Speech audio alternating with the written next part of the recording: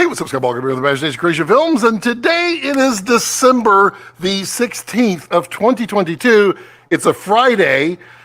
I have a stain on my shirt right there. Is that awesome? Just found it. And so that means the stain means it's live stream time. I don't know why I got really high pitched voice, but yay, it's live stream time. Yeah. So we're back. We're here. We're enjoying life. Last Friday, I could not live stream. I was on a job for 2 days, and it was a lot of fun. I don't know how much I could talk about. I could talk about it some, I'm pretty sure, but I can't talk about the final everything. But it was a blast. I enjoyed the heck out of it, and well, that's weird. So we had a whole bunch of people out there waiting for the stream, and then as soon as I went live, it was like, oh, I know what it was. It's the spot. This is the spot right here. Everybody's like, I'm not joining a live stream with a spot. Speaking of spot, he's back here, but he's not the spot. Look at that. You get a puppy cam. You get a little bit of a puppy cam. So yeah, it's the studio is a this spot is really going to bother me. I'm going to wear this hoodie here. The studio is an absolute mess because I'm working on a big project that was kind of done and now not done at all. You know how that works. So I'm going to have to go back to the drawing board here and work a bunch on it, but we're here. Who we got out there? We have Camille. Hello, Camille from the Netherlands. Hello, and you're first today.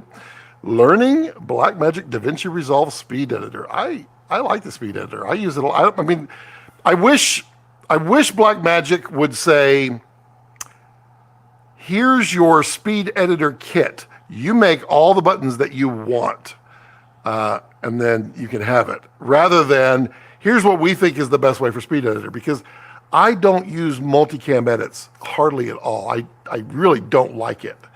And that Speed Editor, most of it is designed for multicam clips. So I'm like, great.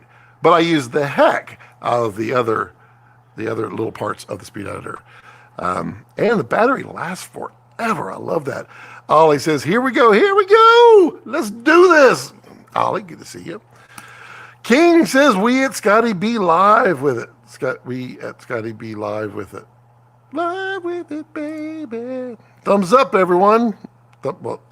Was that derogatory? It sounded derogatory. Thumbs up, everyone. Johnny, hello, Johnny. Yo. Luca, hello, Luca. How are you?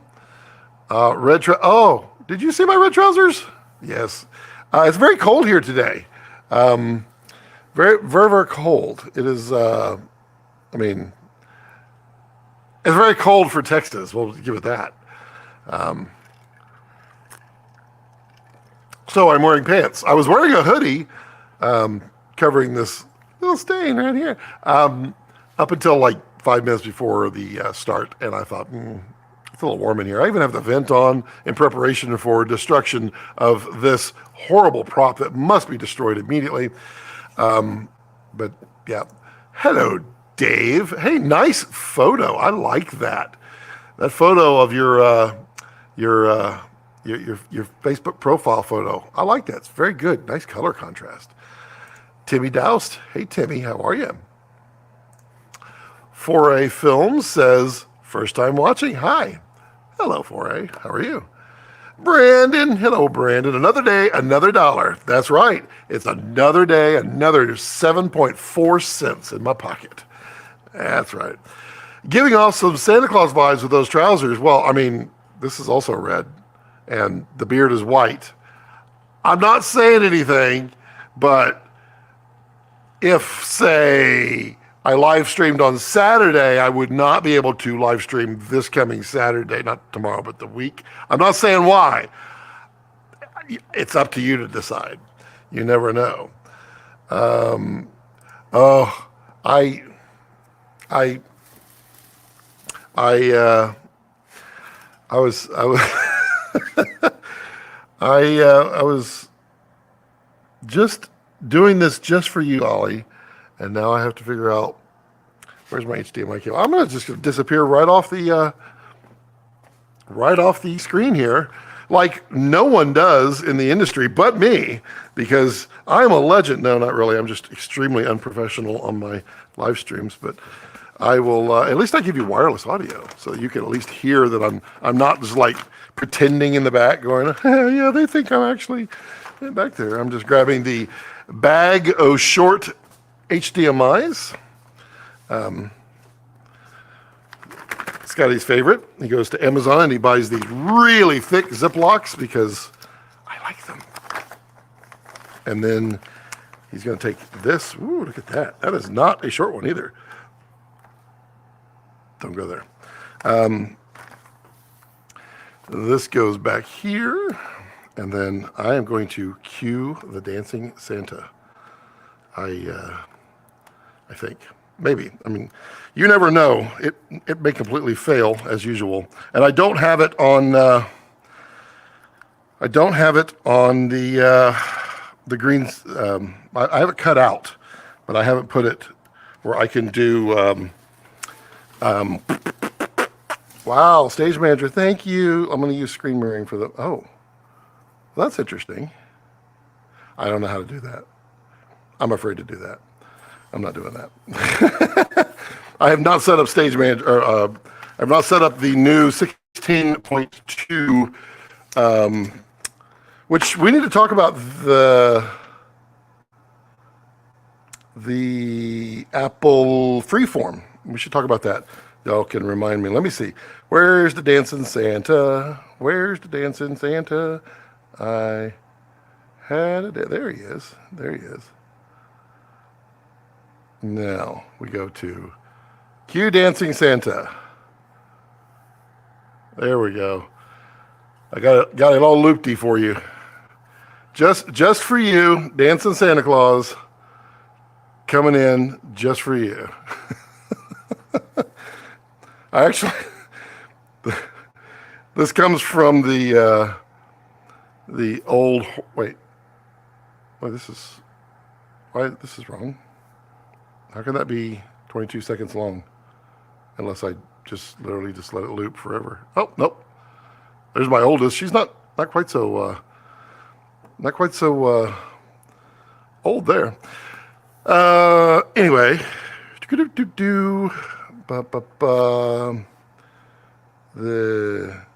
Also because I'm in the giving mood, I have been a long time ago. I made some elf on the shelf photos, and I need to make a whole lot more. I don't know why I haven't, but I've been posting them on Facebook. But it's basically captioned these. So that's the first elf on the shelf there, and then yesterday's was this one. So that's you have to caption that yourself. It doesn't self-caption. And then today's is right here. And oddly enough, I think I stole that right from Instagram off my page because it's in strange format and it's horribly compressed. But that's today's. I don't even know where the originals are. They're probably on backups. Probably makes more sense. That's today's. So there'll be one each day, if I remember, on social media. Just follow me. And all the good stuffs. Camille, thank you so much. Camille, we don't talk about that. This is a prop. Ooh, and a clean shirt? Wow. My wife will be like, you give me the $5, I'll get that stain out, we'll be good. I'll be like, And meanwhile, she walks away with $4.99. Johnny says, did you set up Komodo again for me, for you massive legend? Well, I have to take away the massive legend title because I can't at the moment. Main reason is Komodo is literally a prop right at this particular moment right over here, and I am doing a bunch of motion control, and I can't move it because I have to shoot more. I can't do that today. I could do the A7S III, and we can talk about the A7S III versus the Komodo. We can talk about the pros and cons if you'd like. If you have tons of questions, we can go through all of those. And Camille, I appreciate it, I really do. Does your StreamYard membership or lack thereof limit you to 720p? Yes, my StreamYard membership does, because for StreamYard to go 1080, you have to pay $50 a month. I'm not paying $50 a month. I'm paying 10 for this. So, yeah. Ollie says, ha ha ha ha. And Eagle, hello, Rob Eagle from Bright Tangerine. If y'all are looking for any magical Bright Tangerine gear, go to brighttangerine.com, I think. But Rob Eagle, good to see you, buddy. Ollie says, Scott can step off screen and it won't matter. Santa's omnipresent. It's true. For one day a year. One day a year. Wanted to ask, Komodo and Raptor, do they have glass in front of the sensor? No. So Raptor and Komodo do, well, so V-RAPTOR and Komodo do not have glass in front. They technically do, but they don't. So there is a layer, a sandwiched layer of, I'm trying to remember, I think it's 3 or 4 stacks of glass in a compressed stack as an OLPF that is right up against the sensor that is not removable. Well, not normally removable by anybody. V-RAPTOR is the same way. However, V-RAPTOR XL has removable OLPF, I think. So it is not the same, I think. Pretty sure. Jared can tell me otherwise. Tim might know too. I believe they have an optical low-pass filter, Luca, but Mr. Balkan will know. Yes, there is both.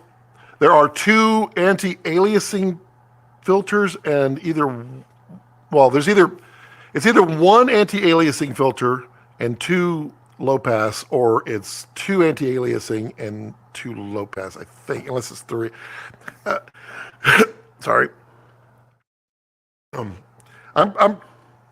pretty sure it only has 3 pieces of glass in front of it, and low-pass filters low-pass filters are glass designed to counteract most. In this case, would be the infrared spectrum, and then the anti-aliasing filters align the image. So you would typically do an anti-aliasing this way and an anti-aliasing this way, which will allow light to kind of mess up a little bit, which gets rid of that.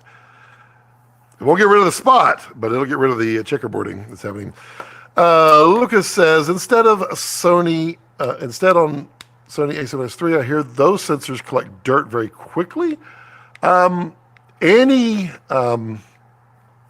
sensor can collect dirt. The good thing about Sony's is anything with the optical image stabilization in there, they have a setting to clean the sensor. It's not going to clean it if somebody goes, but you turn on that and it will rotate the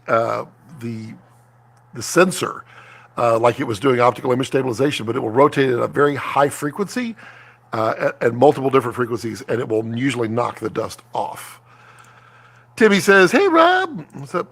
Potentially controversial question. The Canon C70 has the best image quality out of any camera under 10K that isn't a Komodo. Think the FX6 is so overrated. Well, so you know, the FX6 and the A7S III have identical sensors. And the FX3, all identical. They're all exactly the same sensor, and they have the same capability. The C70 has a very nice sensor. It is it's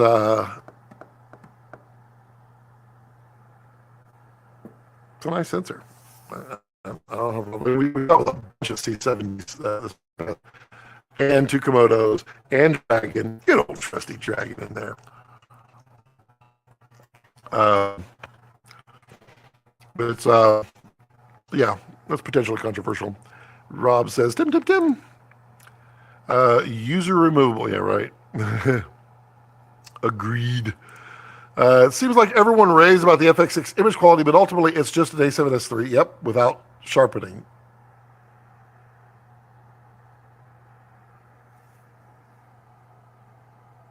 I was just hearing something.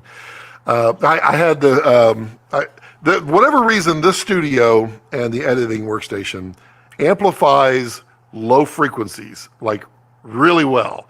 So I can hear like a UPS truck start up like 5 miles away.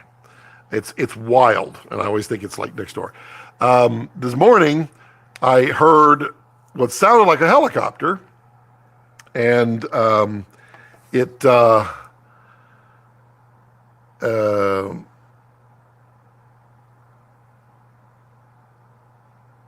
hold on.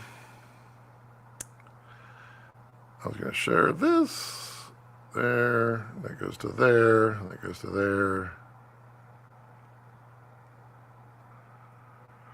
Okay, so it showed as a C-130, and it was like tracking directly towards my house, and I was like, well, that's interesting.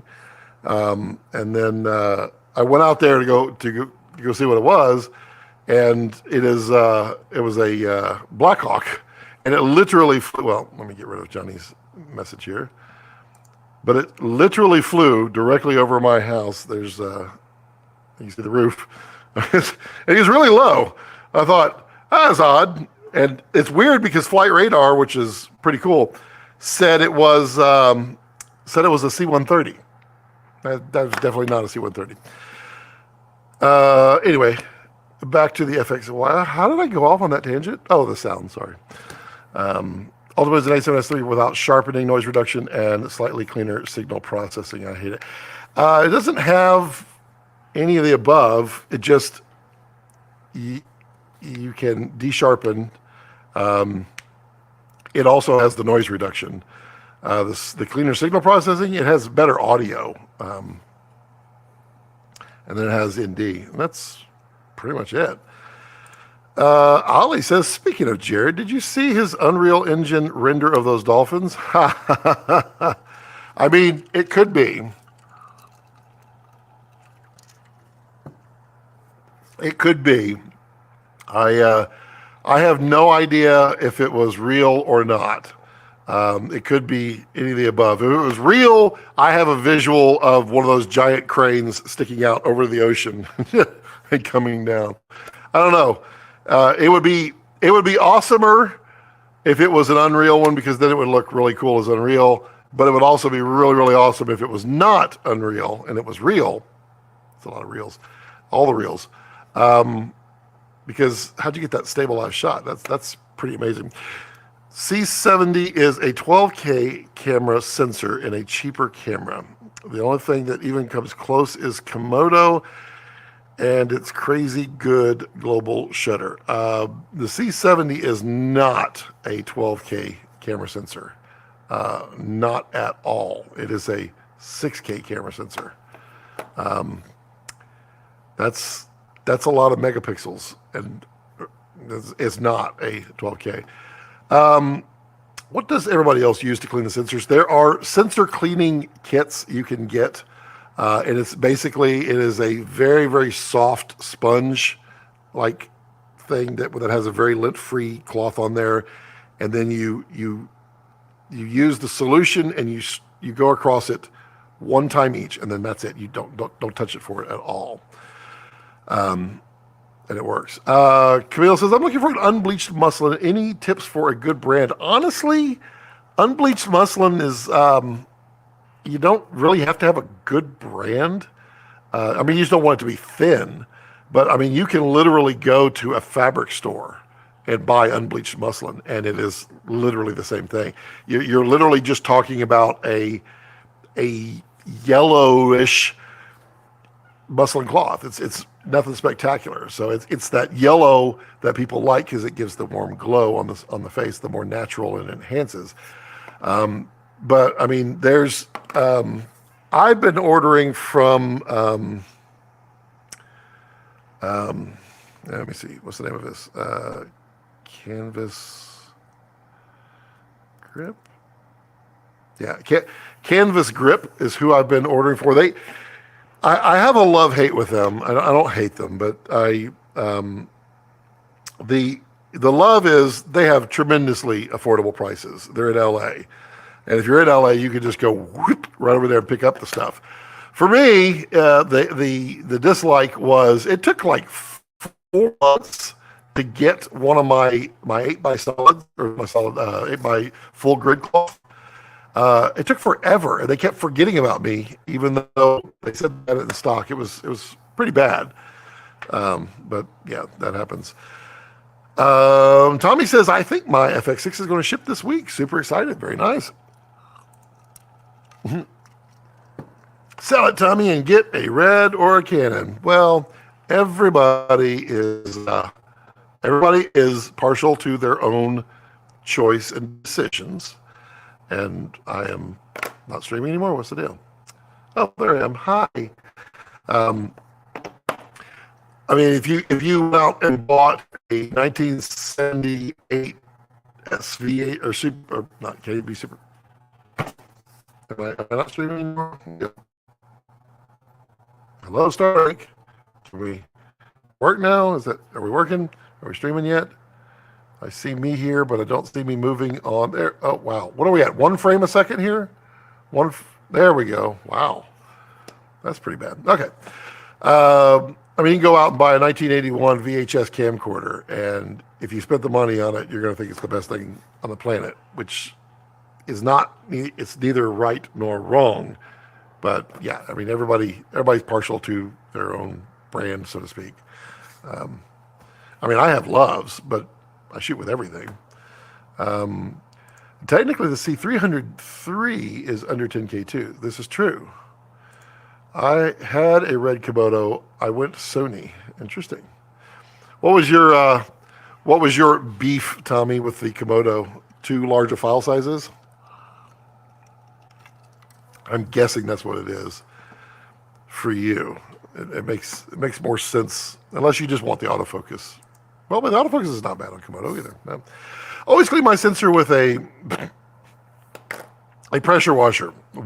Anybody can clean their sensor with a pressure washer once. The sensor will be clean, the camera, not so much. Tommy says, I'm curious to see how you feel about it. I was disappointed by it and sent it back. Interesting. Plus, that RF 28 to 70 is like a freaking cheat code. Well, the 28 to 70 is a very, very, very nice lens for sure. Johnny Brooks, I have 2 A7S IIIs and I really love. I just wanted the electronic ND. Fair enough. Fair enough. Some jazzy background music, maybe. Maybe some jazzy background music. I could do that. Actually, I think StreamYard lets you put in background music. I don't know that I can do that right now. I remember I apparently can. I don't know what this is going to sound like.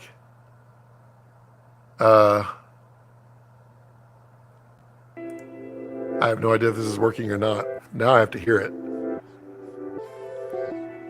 Oh, I do hear it. That sucks. Let's play Feeding the Ducks. I don't know what that is. I'm not doing this. You know why? Because somebody is going to have claimed that music as their own, and then I'll get flagged. You watch. It'll happen. I'm not going to do it. Not going to do it. Fair Tommy, I'm in the process of selling my A7S III, and I just can't get past the digital look from it. Wish I could have swapped for your Komodo. Huh. You could do a lot. Put a filter on that A7S III. Johnny, you can do it. A nice little filter. I happen to know of a couple of nice little filters from a little company called Cine. Coupon code below, but only if you're ordering filters. If you are ordering, and I don't know if there's any left. If you're ordering the tiny machined aluminum amazing V-RAPTOR from Revar, do not use the coupon code because he will have to reject your order, and you don't want to do that. But if you're looking for a nice filter like PA Tears or Scarf Dust, or there's a few others coming, 20% off. Link down below. John, Tommy and Johnny. Tommy John. Tommy says, do you have any lights? Texas and cloudy. How? Well, we have this little thing called the jet stream, which pushes everything down, kind of like me eating. I put food up to my mouth, it goes down right to my shirt. The jet stream, it likes to push down a lot, so it pushes northern in the winter months, and then the summer months we get the Gulf Stream, kind of pokes up.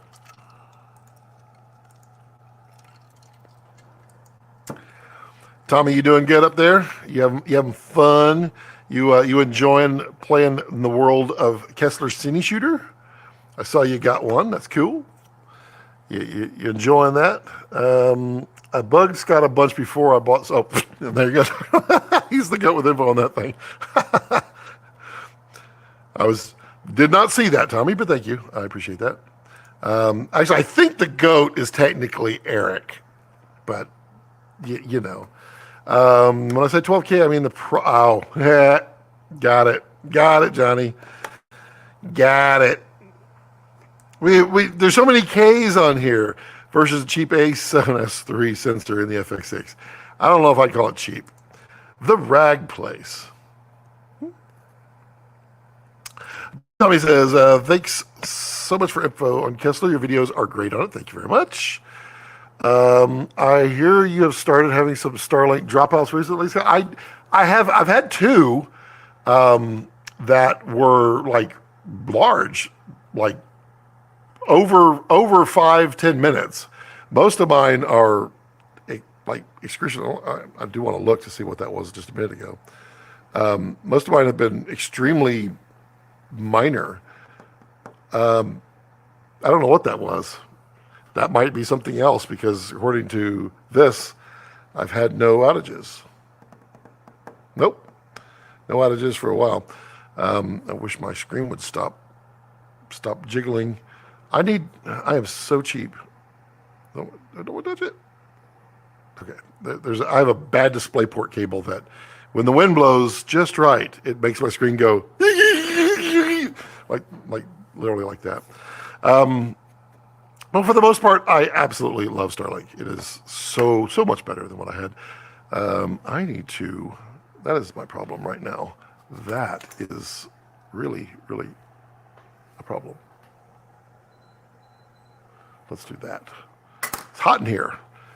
Even with the vent on and the window open so that I can destroy this horrible prop. +1 for the jazzy music. Oh, I do hear it. That sucks. Play us some Kessler Roll. Wow. I mean, I could, but I shouldn't. What's your favorite filter? I'm a fan of the Black Pro Mist. I like Black Pro Mist. I like weak Pro Mists, like a 1/16th, even a 1/64th sometimes. I do like that. I really, honestly, it's silly. I mean, I have a metric ton of filters back there.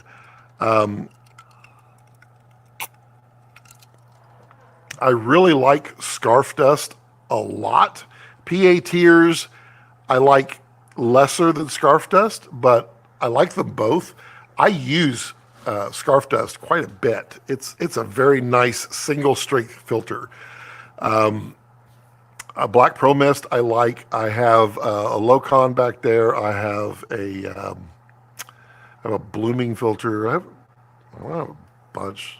I don't use them that often. I actually tend to grab the Scarf Dust a lot. It does very nice things. Can you also recommend a good RGB light for adding some color to shots or backdrops? How much light do you want? Tell me how much power you are looking for, and I will give you a recommendation. Destroy the prop. Destroy the prop. I shall destroy. I don't even know what prop this is.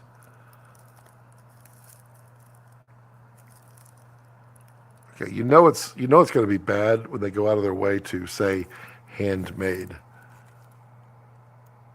Oh, El Rey. No, I'm pretty sure that's not a good one.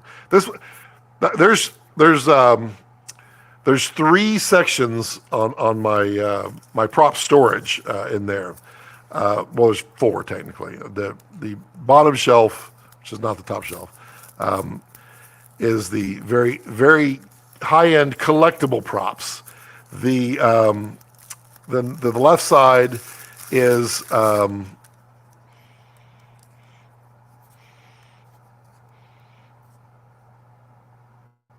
it has absolutely no odor. That's a little strange.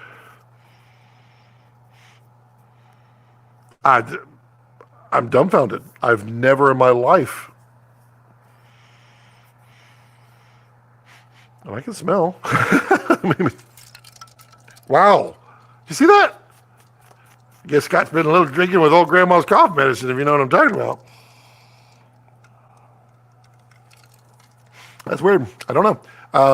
Destroy the prop. I shall do it. Destroy the prop.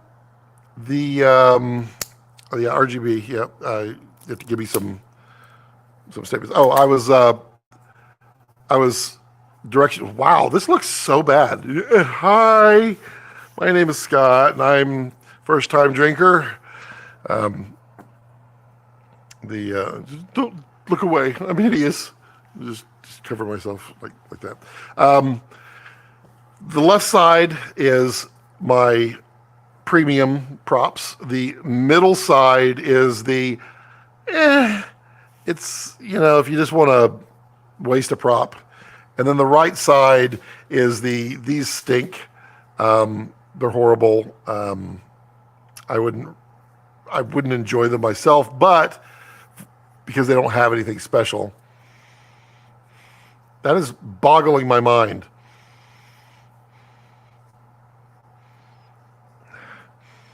Now I got to find out. Yeah, so the right side are the ones that people that want to enjoy one but don't have any clue about them, about destroying props, and they want one. So that's that side. They were all the fillers in my walk-in.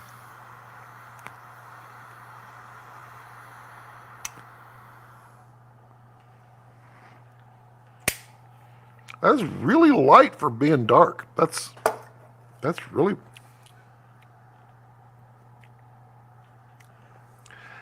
Ashy. Agreed, Tim.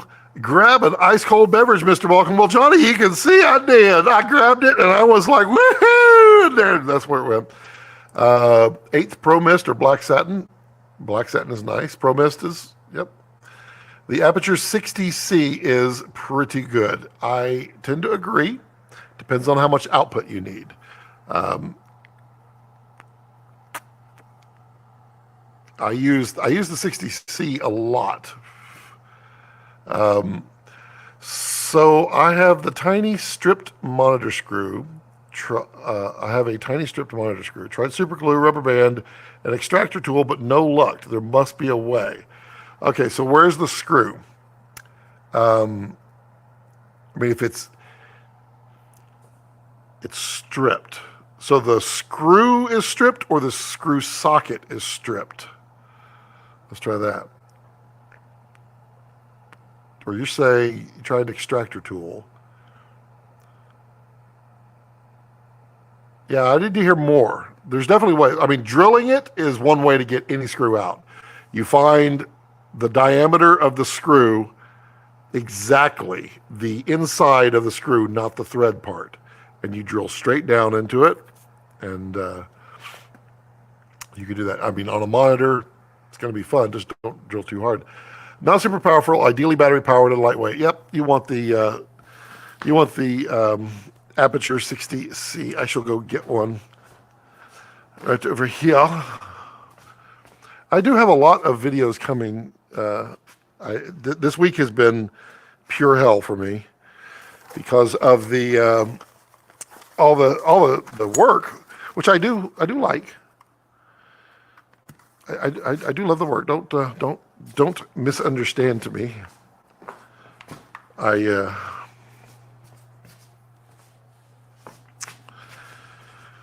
So this, I seriously should have brought the power adapter over, but that's the 60C. It does run on Sony MPF batteries on the back here. It's very simple. Don't use it for high shutter because it will, if you would like to see it plugged in, let me know and I will go over there and grab the power adapter. But it works really well. I also am a huge fan of these. These are the Aputure MT. There. My monitor went off this time. Man, by the time I'm done, I'm going to have like spaghetti just like draped over here and like a pigeon sitting on my shoulder. These Aputure MT Pros, they're fantastic. They're not super bright, but they're pretty bright. They will do some, I was going to say do some damage, but I mean, they're pretty bright. I'm a big fan of those. Review coming very shortly. Man, my just such a weird one. I got this out of the middle.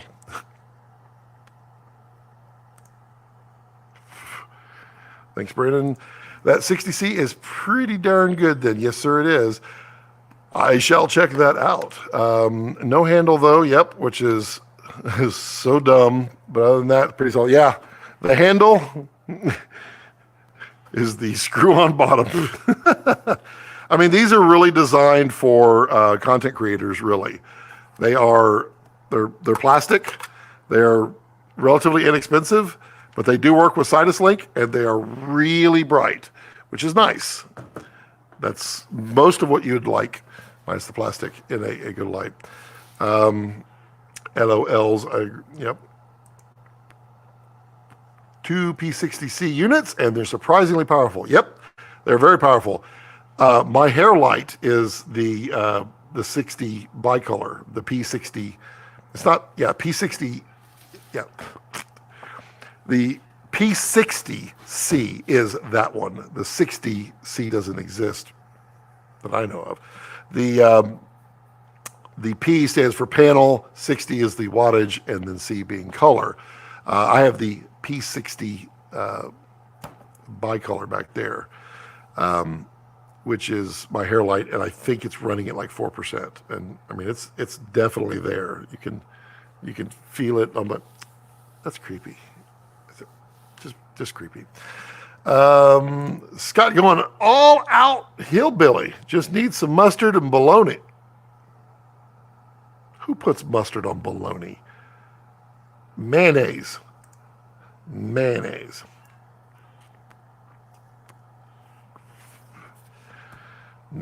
on bologna.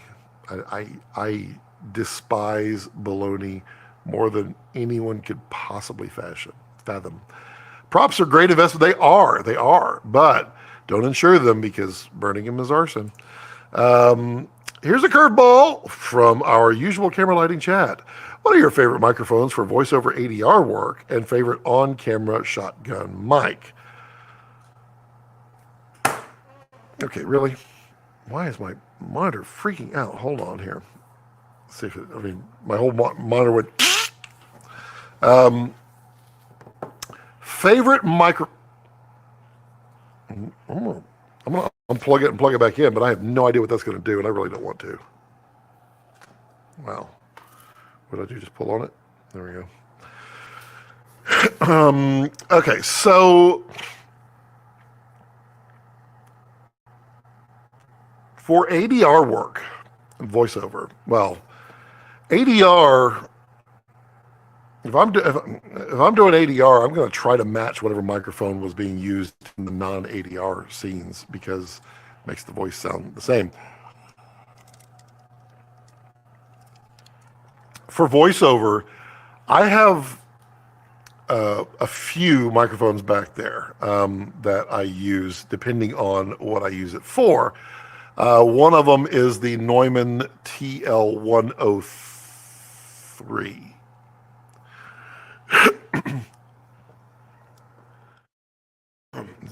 that right? Let me look that up real quick.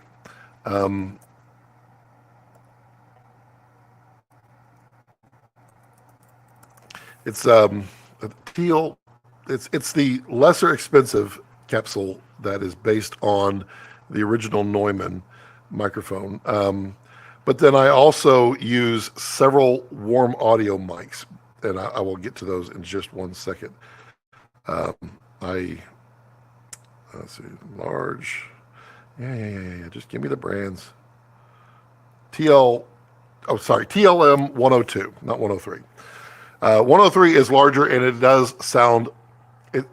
The 103 technically sounds warmer and better than the 102, but I find that the 102 on my voice works really well because it definitely has a little more bass and a little more high end, and I don't know why. Also, AKG 414s, I like those. Warm audio, I have their where's the warm audio? Warm audio. I have several warm audios. I really like warm. The WA87R2, large diaphragm condenser. It is basically a Neumann clone, and it is exceptionally good. I mean, exceptionally good. They also make the WA14, which is a 414 clone. It's very, very good. Then the WA47 Junior is not too shabby. I have all of those back there, as well as I have the Shure SM7B, which is fine. I don't typically go for that microphone because it is a very DJ-esque microphone, and it's what you see every podcaster using. And the reason that they're using it is probably not the way it sounds, because most of the people I hear on podcasts, well, other than the professionals, they're not doing any audio at all, or they're not doing any post audio or anything, and they're not using their SM7Bs to their capabilities. So I have to say people are using the SM7B because that's what they see DJs using. I am not a fan of the RE20 from Sennheiser. I think it sounds funny. It is also a big DJ mic, but it does not have the sound on my. I have a very complex voice. That is not a positive. Most people would describe my voice as muddy, but the RE20 is not a good fit on mine. The screw is socket. Socket is stripped. Red Pro 7-inch. You know how they become loosened and need tightening. I feel this.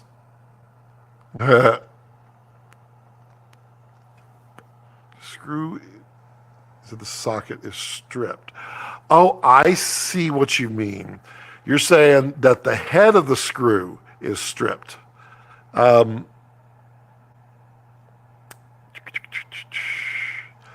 Most of those are helicoiled already, which a helicoil is an insert that goes in there.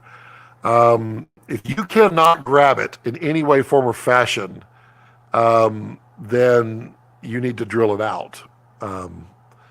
And basically by drilling it, you need to look at your other monitor screw and find out how far you have to go, because they don't drill those holes all the way through to the inside. You would not want to do that. That would be bad. But you can drill it and literally just tape up everything around your camera. Tape up every hole, every orifice, everything, and then use a very small drill bit and drill out straight down into that screw. And then if you have the drill bit just the right size, the threads will just kind of fall, and then you can just knock them all out.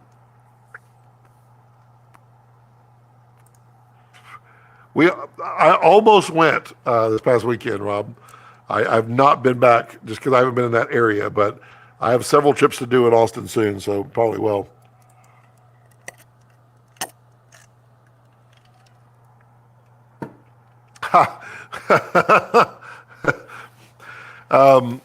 Brandon, yeah, I got the same email.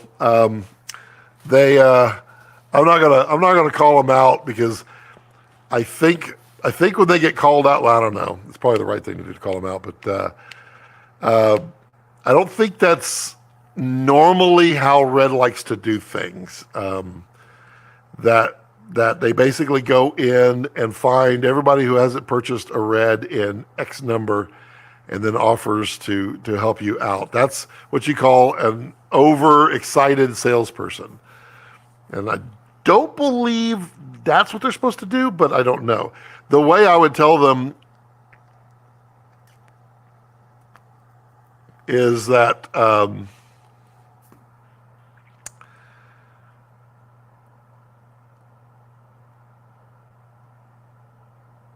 did you tell them the truth? I mean, I was just reading it as to how I would phrase it, and I would probably just tell them the truth.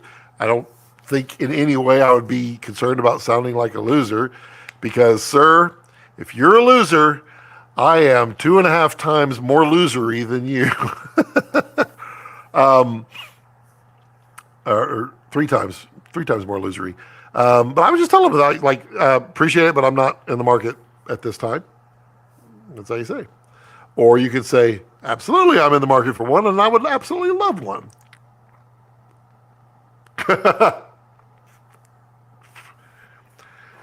I'm guessing your email read like this. Let me find it. Stop it. Man, when it does that, it freaks me out. It pops. Like the monitor just like, okay, I'm disconnecting. Hold on. I'm going around the back. It sounds like it's going to blow up. It's not going to blow up, but it sounds like it's going to.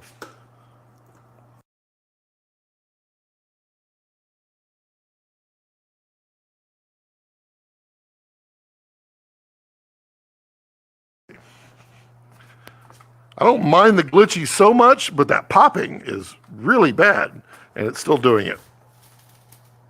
All right, I'm going to unplug this side and see what happens. This could be bad. It could be very bad. It's probably not, but it could be very bad. And don't ask me why I just don't use an HDMI. Lazy.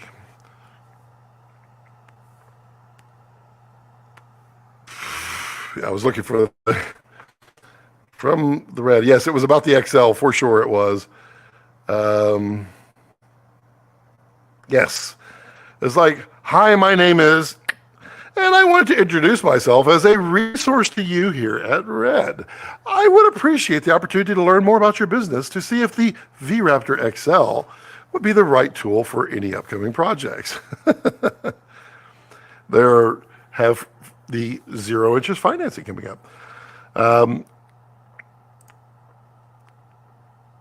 I got the same email, but I'm just freelance. They recommended that. Yeah, that's right.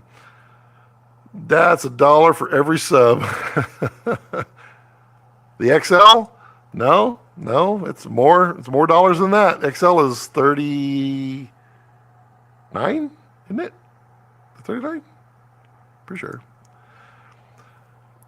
Time for a crowdfunding campaign.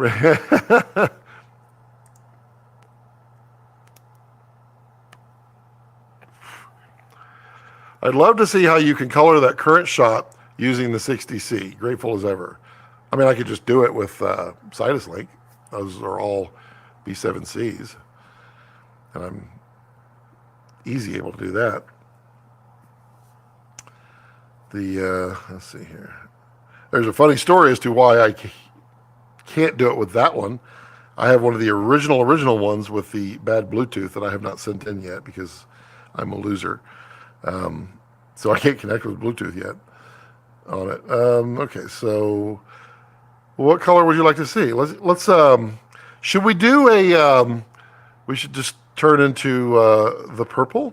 We could do purple for Gerald Undone. We'll just be all purpley. Let's do that. We're gonna do purple. Hey everyone, my name is Gerald Undone, and I'm going to speak really technically and fluently for the next 24 minutes about why I really like this one product, but there's 47 things I don't like about it. that's pretty fair, right? I like Gerald. He's a good dude.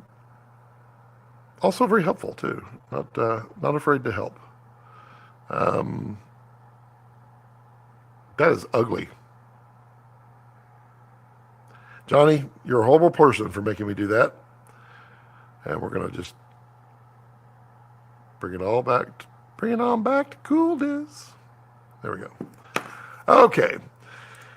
If I order a mini V-RAPTOR for Revar, will I have to pay major shipping or import tax to UK? I don't know. It's literally just a piece of aluminum that's machined. So I don't know what that is. Not electronic, so there shouldn't be a camera tax or anything like that. But I would assume everything has to have some kind of import, but I don't know. You could try. Just please don't use the coupon code on it. It's not fair. No, no. Luca says, good night, friends. I have shooting tomorrow. Morning hugs. Thanks, Luca. See ya. 12Y Films. Hi, Scott. Love your content. Thank you. Can I ask your opinion? You can. When shooting for HDR, does it make a difference when the Komodo shoots in Rec 20 or Rec 709? See, it does not make a difference in the acquisition. No, because you're always recording compressed raw from the sensor, so you can always change it. So no, it doesn't matter. But if you put it in Rec 2020, you can then monitor in HDR, and you will see what it's actually potentially going to look like, so to speak. But that's that's the only reason it doesn't. You didn't lose anything, but you might make some different exposure decisions based upon Rec 2020 monitoring. Good luck, Lucas. See you, Luca. Lewis, hello, Lewis. How are you? It's been too long. How are you doing today? I am. Hi, everyone. Hi, chat. So the 103 is worth it. Works if you're for your voice. That's interesting. Most people push for the 103, but 102 works better for you. Definitely. Yeah. If you listen to them, you will kind of hear. They're really close. The 103. Is a bigger diameter diaphragm, and you end up with a fairly flat, even though it's not flat, tone that you get off of it. With the 102, it's smaller, but it has kind of back in high school we called it the bump sizzle. But that's when you had your stereo in your car, and you'd crank up the bass and you crank up the treble, and you had the smiley face of an EQ. That's your bump sizzle system. The 102 has a slight bump sizzle kind of curve to it. And for my voice, it works really well. RE20 is amazing in radio and voiceover, and it's made by Electro Voice. But I think your voice would sound better on something like a Neumann, right? Enough due to having more clarity on them. I literally had one and returned it. I have, I don't know, probably 10 or 12 microphones back there. And there's some that I use a lot, some that I use some that I rarely use. But the RE20, I did not like. I did not like it at all. It definitely did not sound good on my voice, but it definitely does for a lot of people's voices. The 414 sounds really good on my voice. I like it. And the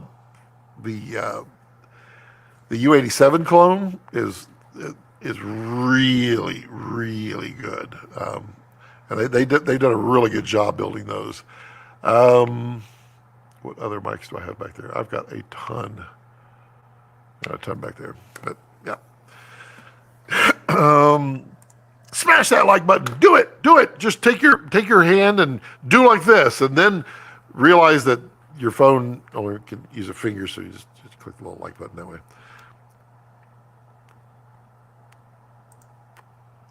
Elysium says, what kind of smoke machine is that? Is it connected? This is not a Connecticut.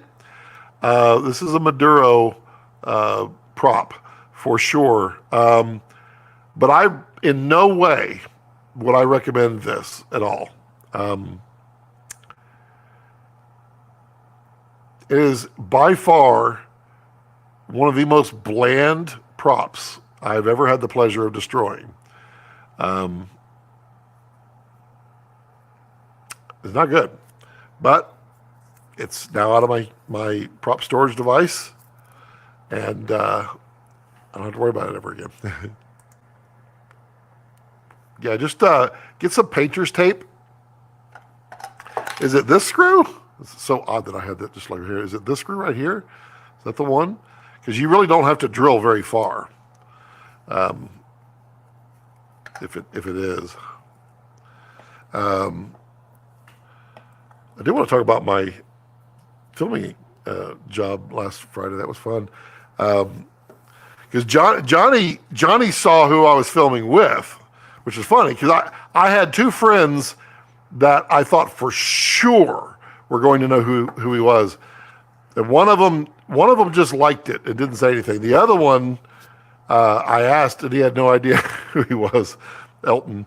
That's kind of funny. I get it. It's an email. That's the point of the list. I just thought it was funny. Yeah, it's true. It's true. I'd be tempted by a V-RAPTOR on 0%. Yeah, they're not doing the V-RAPTORs on 0%. They're doing the XLs on 0%. Let me just, I don't need that. I need to know what I'm doing. Man, this must be my first time using a phone. I'm looking forward to this right here. Sending to here. Jason Todd Roberts. Hello, Jason. How are you? How's the Pacific Northwest treating you? That's who I was shooting with Friday and Saturday. If anybody knows who that is, I'm not a fanboyish, I guess, at all, but he's a blast. We had a lot of fun. We were shooting a comedy special, and it was quite awesome. It was it was with this guy right here, Matt Rife, and it will be out at some point. It's streaming. It was a lot of fun. We enjoyed the heck out of that. That was my first time shooting a comedy special, and I was really good. Well, so the first so on this one we shot 4, and then we were either going to take the best one or cut in between them. I think we ended up with one that was so good that they're just going to take that one. But the first one was kind of a learning experience, and I had not heard some of these jokes before, and I was laughing pretty good. But the thing with Matt is he is so good with crowd work. Like, he is so fast on crowd work, and it's hilarious. That last performance was incredible. I was laughing so hard several times I had to let go of the camera. I couldn't stop laughing. And that's a professional no-no. Fortunately, we had 9 other cameras going, so I had a great angle though. I had a really nice angle. I was very, very happy when that comes out. My angle will be used quite a bit, so I was really loving it. And I was a follower, setting up. It was fun. It was a blast. I had never done comedy, and now I want to shoot a ton. I see. Thanks so much for the answer. Oh, you are most welcome. Scott, I wanted to ask what's your opinion on Hallmark movies? My mom and sister are loving them. They film all kinds. I like Hallmark movies. I mean, I don't watch them, but I mean, they're fine. You know, sometimes the simplest little story is the one that gets people excited. And yeah, a Hallmark movie is almost a next script, next script. You get sound effects. And there's a reason they're not released in the cinema. I mean, they're not that big, but you know, they keep a lot of people employed. They're entertaining. Some of them are funny. Some of them are like, I just want to spill more stuff on my shirt. But 12Y, thank you so much for your super sticker. I appreciate that. I really do. Hello from Greece. Hello, Greg. Cardis. Yep. Johnny says, oh man, yes, talk about it. How the heck did you end up filming with Elton? Been a fan of him since I was like 16. So, Elton, so there's a gentleman by the name, wow, I'm out of focus when I zoom back. You see my pants. A gentleman by the name of Evan, who is also Elton's camera person many times. And Evan and I go back long time. And we've been looking for projects that we can work together on. And he's such an amazing person, just a great dude. Evan, that is. Elton is too. I'll get there, but we had the option here in Austin to do this comedy, and I mean, I jumped on it just as the chance to get to work with Evan. And then Elton is really good friends with Matt because Matt has been on Elton's the TFIL channel. I can't say it. So Matt occasionally is on there.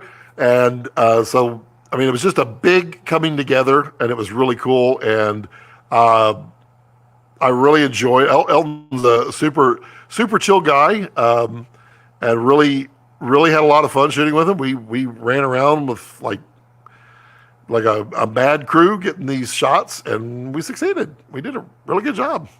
But yeah, it was, and hopefully, if they come back to Texas and they're going to be doing anything that does not involve jumping out of an aircraft or going into a cave, maybe I can get in there. I don't know. I'm not promising anything, but yeah, he's a really good dude. I really enjoyed that. Scott, I look so healthy. And by healthy, you mean you've put on weight. Literally about to diet. But thank you. Scott, what do you recommend outside of a studio Skype panel that can kill the sun? I mean, a studio Skype panel cannot kill the sun. Leaning more towards aperture style lights with the Bowens mount. The 1200D can kill the sun in certain situations, but I have been on shoots where we had to have two 1200Ds to kill the sun. And I know for a fact that people are using 4 1200Ds to kill the sun in many cases. Also, there's the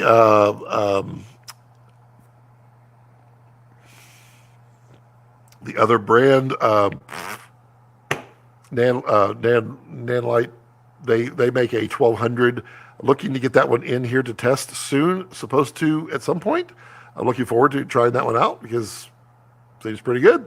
That one also, you're gonna need 1 to 4 of them. And hopefully I can power. Nope. But look for stuff with V mounts soon. I will have some potential solutions for that. I'm so jealous, man. Those guys are a blast. They are hilarious and fun. I've been inside editing for days. Didn't get out too much lately. Well, that's not fun.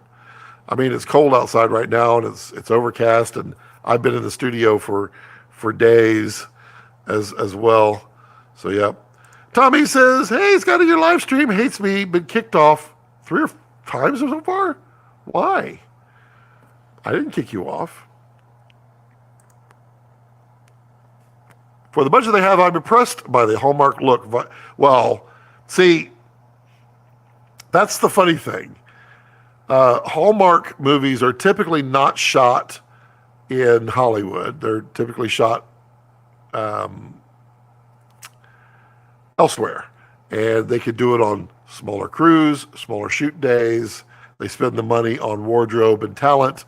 And it can be, it's very nice. I know a lot of my friends make a very, very good living shooting Hallmark movies, and nothing wrong with them.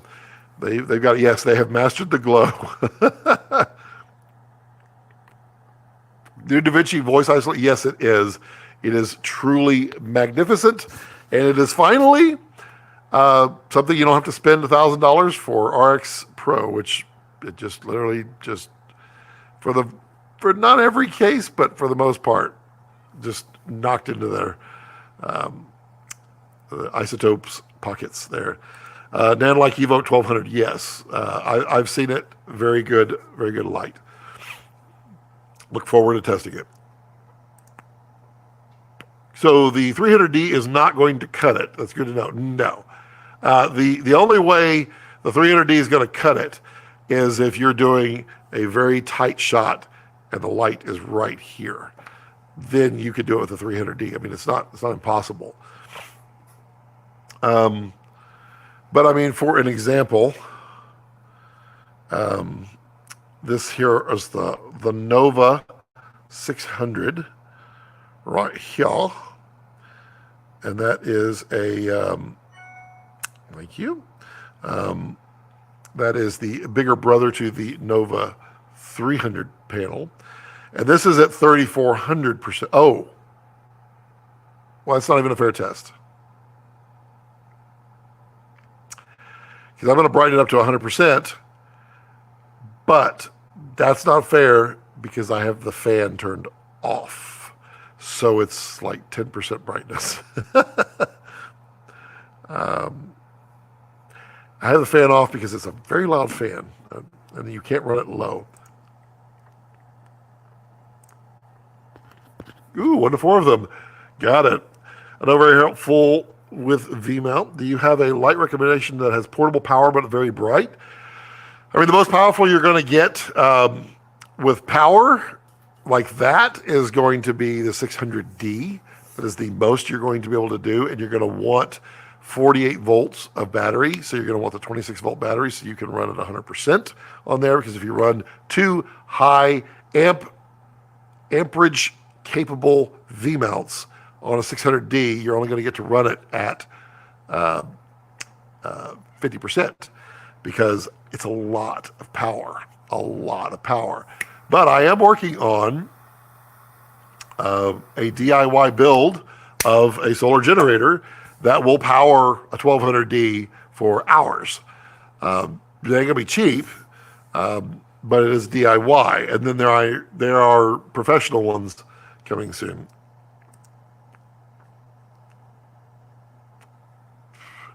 I picked up the Nanolite because the apertures were all sold out during the pit. Yes, they were. They were very, very popular. Works okay. You know, it's a good light. I've seen it several times now. Sorry. I was up till 3 o'clock last night.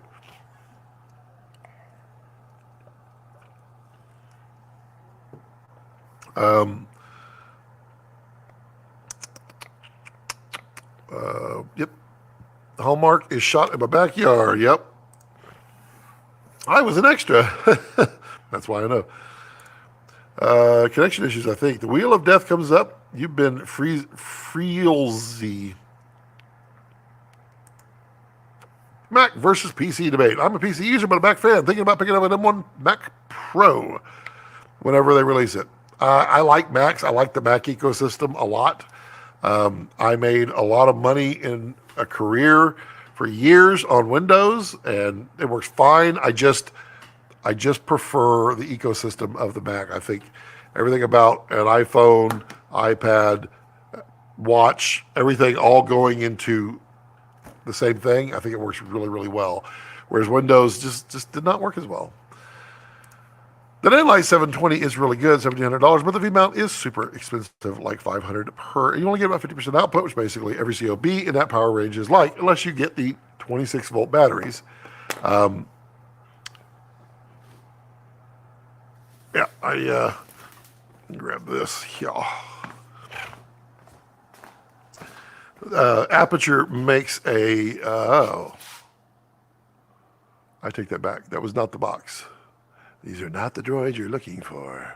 I can't reach that one. So, Aputure makes a power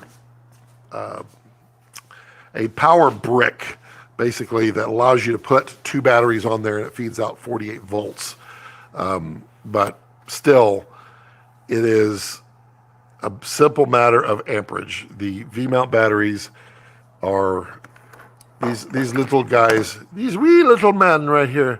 They can only put out about 10 amps in this size. Bigger ones can go all the way up to about 15 amps. But when you take amps and volts and you multiply them out, you find out that 15 amps at 14 volts, it doesn't equal enough to, well, we can just do the math. It doesn't equal enough. Let's see, 15 times 14, 210. So 2 high-powered of the V-mounts will give you only 410 watts total.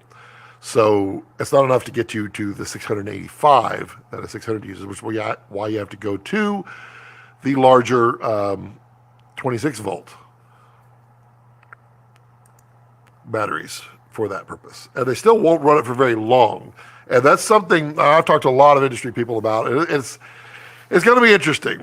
So the only way to really use small power is if people consume power that they need only when they need it, and not just for the sake of it. LEDs, hot restrike, you can bring them up, bring them down. You could bring them all the way down to a low level and then power them back up with Sinus Link or with all kinds of dimmer boards, DMX. So there's really no reason not to be power conscious, but in Hollywood, they're not power conscious. They just run it out.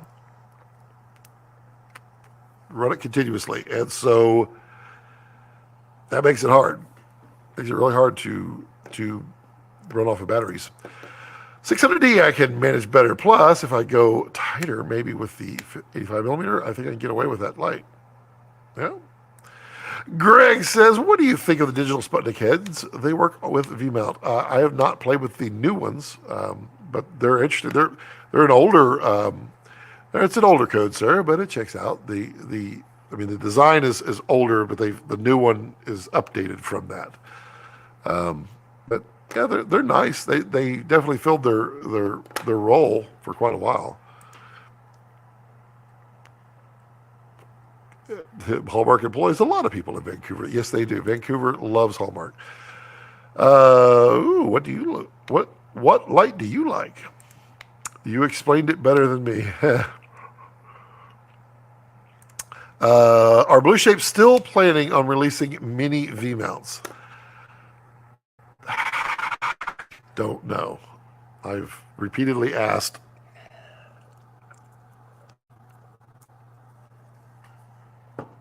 So Core calls these nanos. Minis from Blue Shape are the smaller ones. I would love to, but I would love to say that they are, but I have no knowledge that they are. My nanlight is my go-to key, but I am not shooting anything that requires more than that. Fair enough. My question is, how do you treat a room for audio, Scott? Someone told me you can make any mic sound good with the right treatment, which I forgot. There's an old saying in television, garbage in, garbage out, and it is the absolute truth.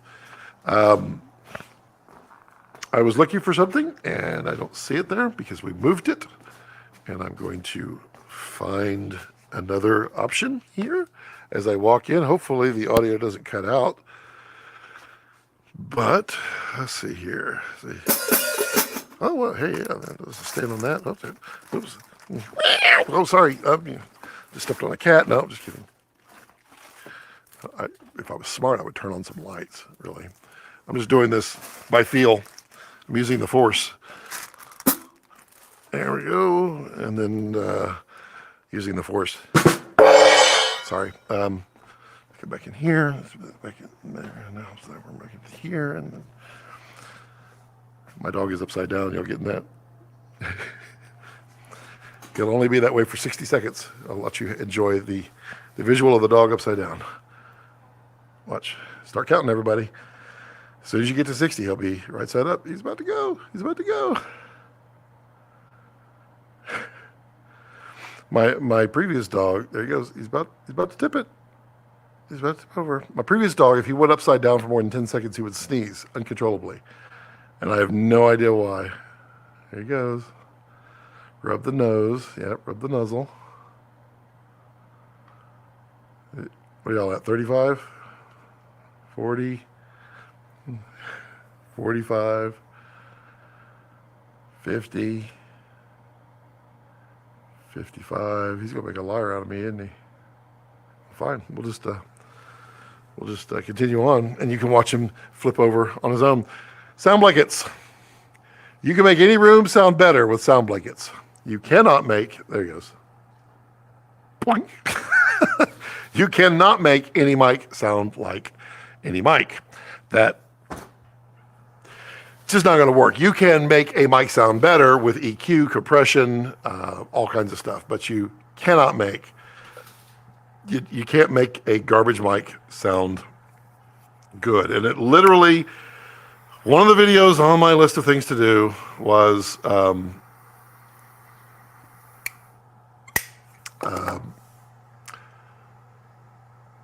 microphone shootout to compare all those different mics, including some really, really cheap Amazon mics. I have them all back there ready to go, but haven't got around to it yet.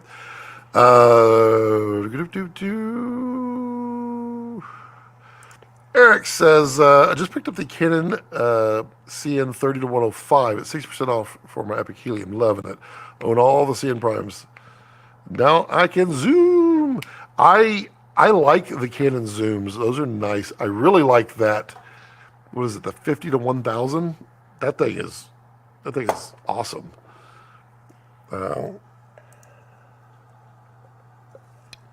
Sounds like a great range. It is a great range. Garbage in, garbage out. Yes, sir. That is the first thing that the chief engineer at ABC told me. Well, Scott, garbage in, garbage out. All right. And the other thing that he taught me was NIH, not invented here, which means you have a great idea, neat, but if we didn't invent it here, we're not going to use it. And that's where that came from. I learned that in computer classes in college. I mean, it's true. It works everywhere. But his favorite joke was not that funny, but it was funny that he kept using it. And that is, if you unplugged an SDI cable, that the video just pulls out on the floor. It's like, that joke does not, yeah. Just ordered, he's so loud. Just ordered one of the new Mutiny IO V-mount to gold mount plates for Raptor, hoping it's sweet. Yeah, they do really good work.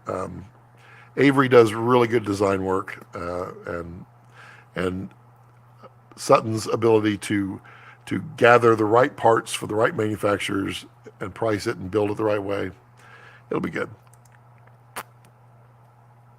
I'm trying to sound treat a podcast studio for a client on a limited budget, so any tips are appreciated.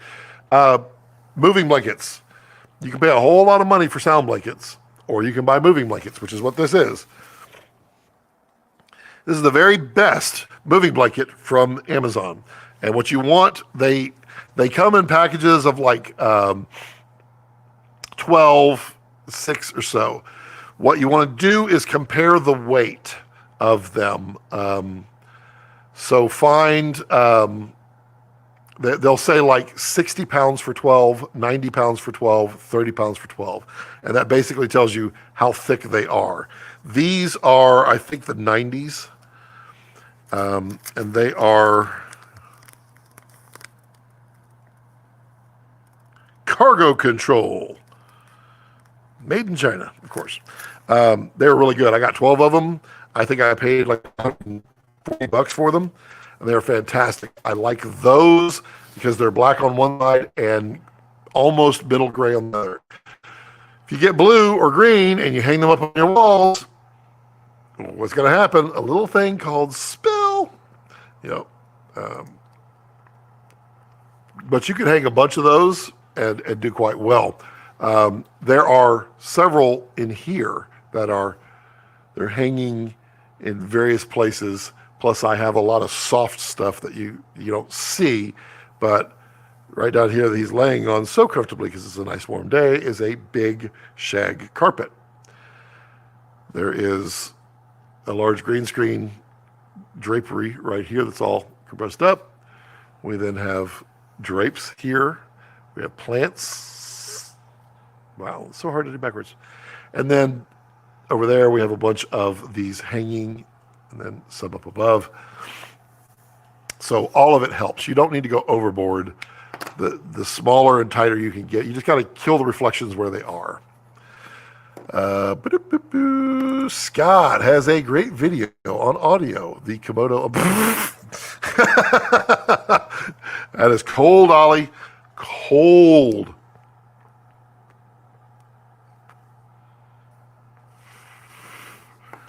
I remember you said you were going to make that video. Yes, I'm going to.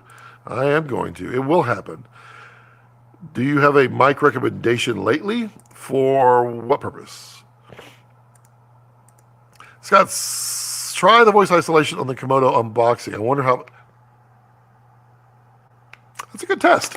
That's a really good test, Ollie. I will do that. I'm going to make a note of it. Things to do from live stream. Ollie says voice isolation on the Komodo unboxing. Such a bad video. Such a bad video. Ooh. Any ideas on how to get rid of lens noise in audio? Have a clip that I need someone singing, but used my 3D focus on my RS2 of the Tokina and is making an appearance in the audio.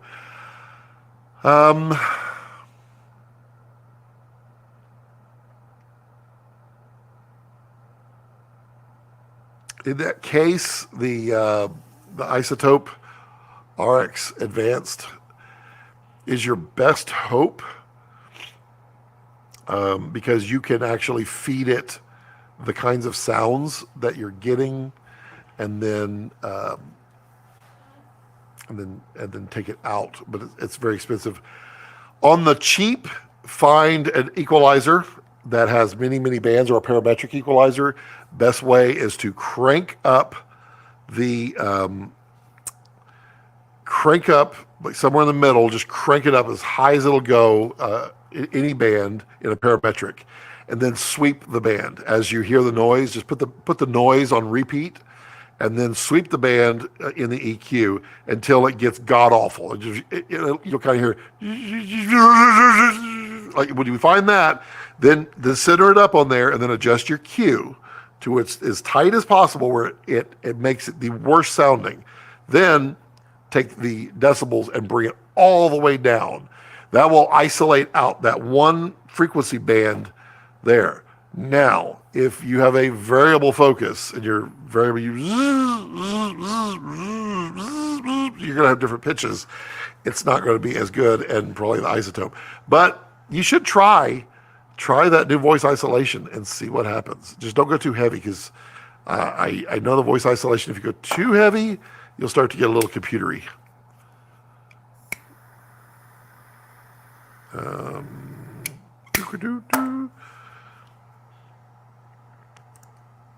Jeff says, hey Scott, happy Friday. Question, what are you using as a plate for V-mount or Komodo? Never heard back from the message I sent.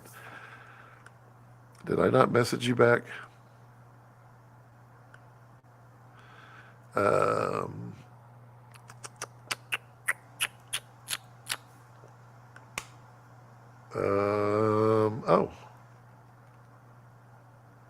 Yeah, I see your message. I don't know how I skimmed over it.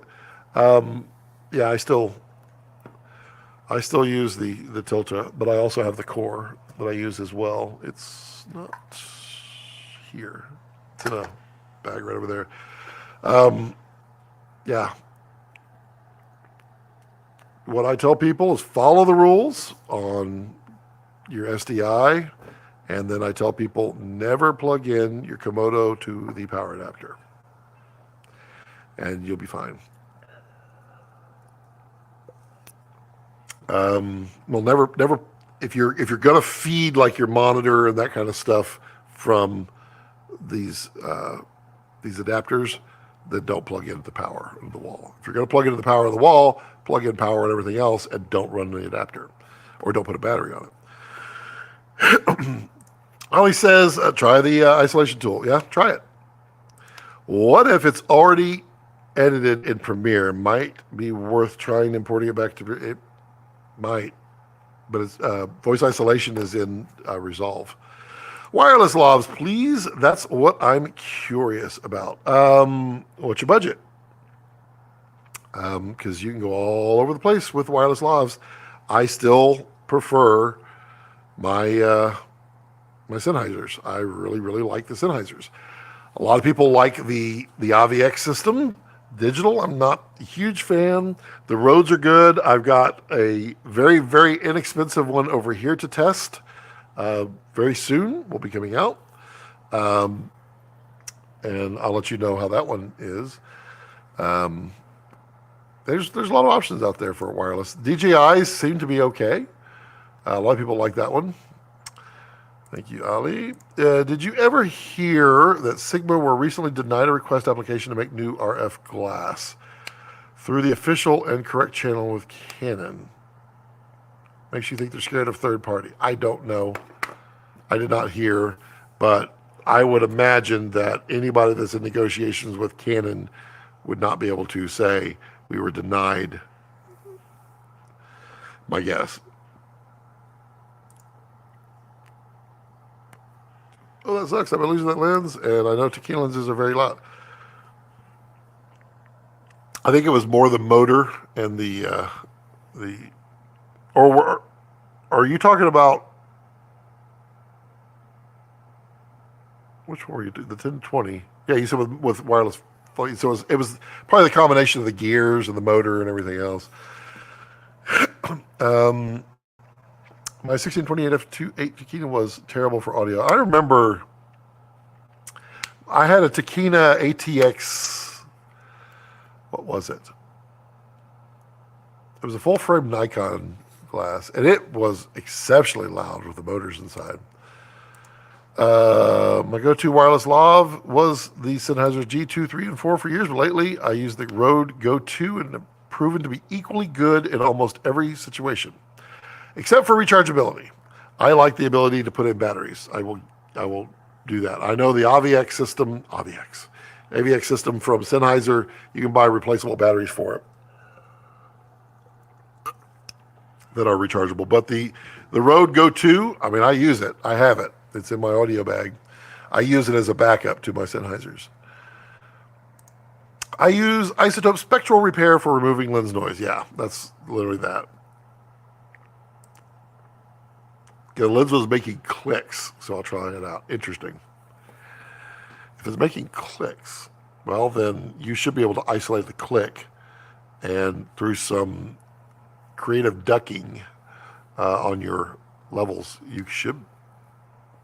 I don't know. If it's during singing, though, you won't be able to do that. Yeah, you're probably going to need to be in the isolation. I don't know if the isolation is going to work on that. But the spectral noise, that is the one thing that isotope just RX Advanced just blows everybody out of the water, is that neural ability to detect and isolate.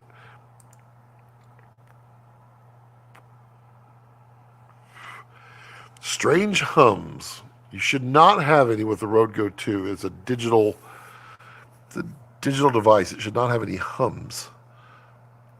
Interesting.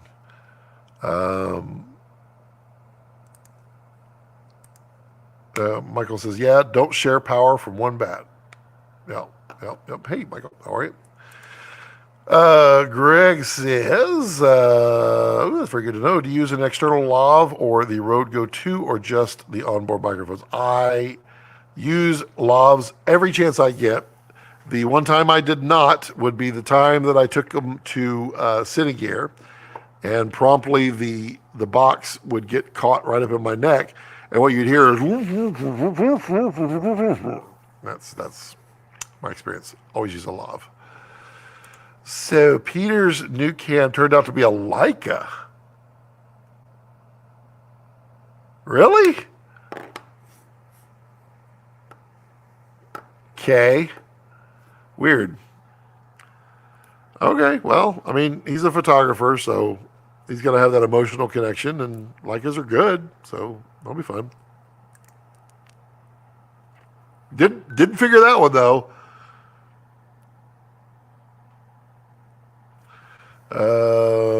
Let's see here. Maybe let's go one budget and one I can't live without. No budget option? Well, I mean, you can't live without. I mean, you're entering the world of electrosonics and some really nice wireless out there.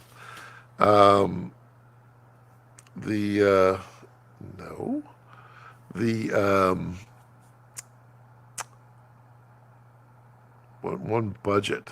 I mean, the digital systems these days are pretty good. What I don't like about the digital systems is typically the digital systems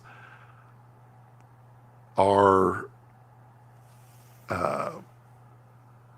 self-contained battery, and the battery will last 8-10 hours maybe, but not necessarily. And the last thing you want is for one to fail while you're on set. I would not budget with a Rode and show up on a professional set. It's just, it doesn't quite deliver the same results. There are some that do. Digitals, the AVIX system, I always say AVIX because that what does that sound? That must have been him. No. The AVIX, it's the AVX, but they had at NAB when they first announced the AVX system, they had one of those, the little tarot guy or whatever that was in the movie Big, and you would read your fortune and he would breathe really heavily and his eyes light up and he'd drop a card and he'd go, AVX. So that's why I call it the AVX. Electrosonics is going to be one of the higher end ones out there. There's a bunch. I like Sennheisers. I consider the budget. I mean, electrosonics is going to cost you like $1,300 for a transmitter. These you can get the transmitter and the receiver for $700. And then the AVX system I think is $500 for a set, if I'm not mistaken. And they're fine. I'm just not a fan of digital, just not quite. Check out Cine D's recent interviews with the Sigma CEO. You'll be surprised. Interesting. Well, then maybe. I don't have any insight into Canon, but I'd be surprised, but who knows? I mean, it could also be Canon saying we want X percentage royalty, and Sigma says we're only going to give you this, and then they say no, and then they say they wouldn't license it. Technically, it's true. Or it could have been a flat out, thanks Sigma, but we got you. We're going to do it ourselves. Thanks. Eric says, Isotope helped out a lot. Stop using that mic. I'm never going to stray from electrosonics again. Yep. Electrosonics It's the gold, one of the gold standards out there for sure. It's kind of like you go on a big boy set, you're going to see Shep's microphones everywhere because Sheps are the standard in the industry and have been for a long, long time. And they're really, really good microphones, but not necessarily the best and not necessarily worth the money. But they're definitely going to work. 11 to 20. Okay, yeah. Okay, yeah. So it was the motor. I would recommend Rode Go 2 for professional work. I get interference, software glitches, and it's a constant headache. I regret selling my Sennheiser. Yep, I definitely understand that one. I'm so glad it's not just me, Eric. What's Electrosonic? I need to check them out. Electrosonics are really high-end, high-quality, really ruggedly built, excessively expensive transmitters and receivers. And they're amazing.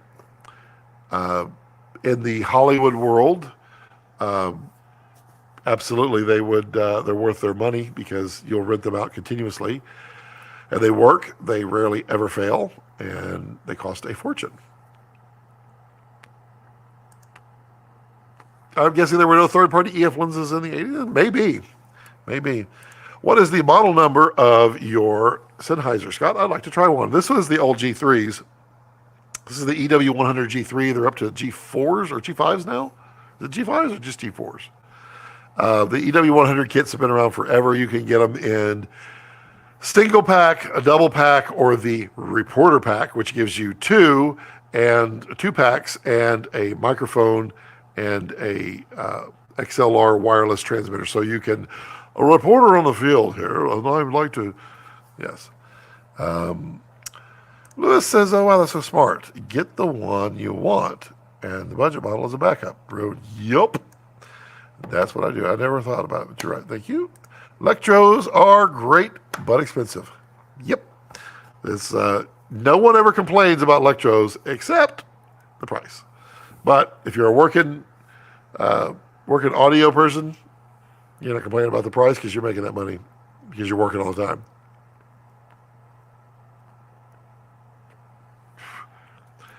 Is 4.5 pounds good enough? 4.5 pounds would be 60-pound blankets. I would get the 7-pounders, I think they are. Divide 90 by 12, and that's your answer. I think it's like 7 pounds.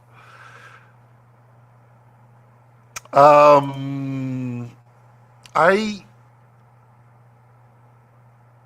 actually can't expand on that. All I know is that in every best practice, there's no reason. If you're going to plug it into the wall, why do you want a battery on the back, except for just in case? So if you're doing just in case, why not just use a BP battery? If you're feeding the monitor, at that point, I would just say use a big V-mount battery and then just do swaps like everybody. For many reasons, I cannot expand on that, Nick. I'm Brandon. I don't know what that means. Do you have a lav recommendation for the Rode Go 2? Well, I mean, one of my favorite lavs is the COS11D from Sanken. But there's a lot of great mics, lavs out there. I like the Rode Omni lavs, but I don't like their new ones because their new ones, they have the little the wind muff on there. It's basically glued on, and I don't like that. This one, as you can kind of see, is very, very tiny. It's a bullet. Now, the COS11D is really thin, really, really thin. But I like the CS11D. It's really good. It S2S reporter. SL2S reporter. You're speaking in code, Brandon. I don't know what that means, unless you're quoting a model number. I think Peter had been using the Leica Q2 for a while. Just recently, yeah, maybe. How's your Sennheiser transmitting into your computer stream, Scott? Any processing in between? No. My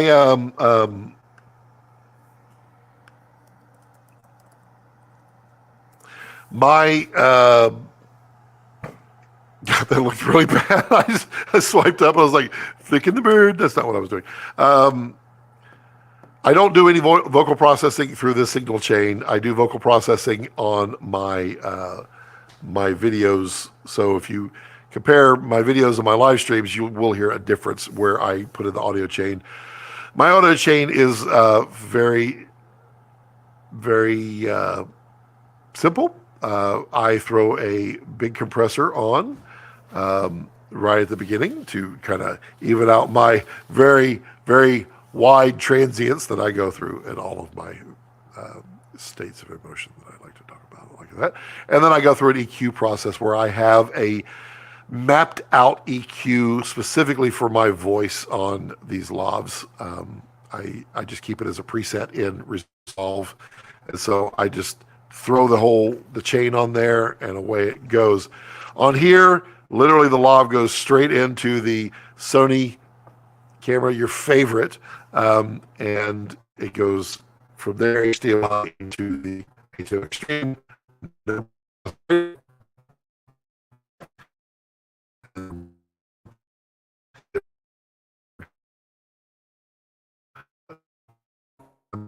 Wave so I can see myself when I pop back up over here.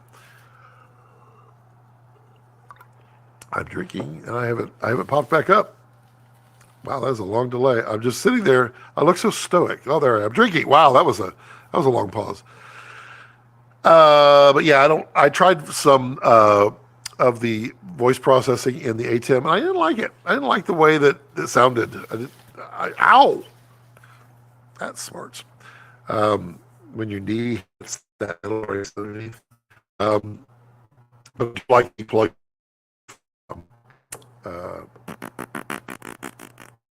Resolve. And then the EQ that I use again called FabFilter Pro EQ3. It is one of my favorite EQs for a lot of reasons, but one of which is that you can use it in many ways to find those annoying sounds. You can move your mouse below. It has a full-time spectrum analyzer that is integrated into the EQ itself. So you bring your mouse down and it will start popping up transients and peaks. So then once you find a peak that you don't like, you just go up there and you grab that peak and pull it down. And it'll literally, based upon that peak, already have a predefined EQ setting, the Q setting, the all of that, the frequency. And I like that a lot. It's a very, very powerful plugin. I think it's like $150. It's worth it if you do a lot of audio processing. Brandon says, yeah, Johnny, but he got another, and it's gorgeous. Only 1,000 made. Wow, interesting. Oh man, that Reporter Edition is so sleek looking. Yes, I rarely ever use the Reporter Edition. I've used it for some events where they're asking, do you have a microphone we can walk around, man on the street? Yep, we do.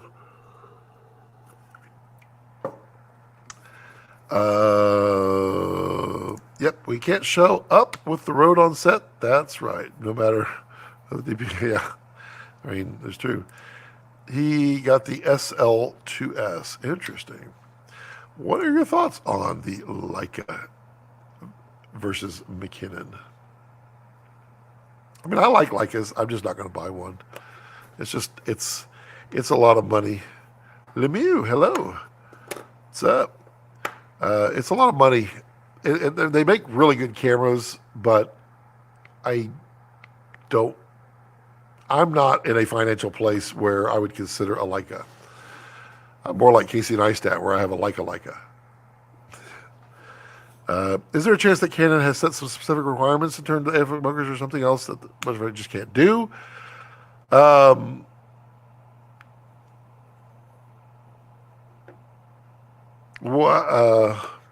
What I know about the RF standard, that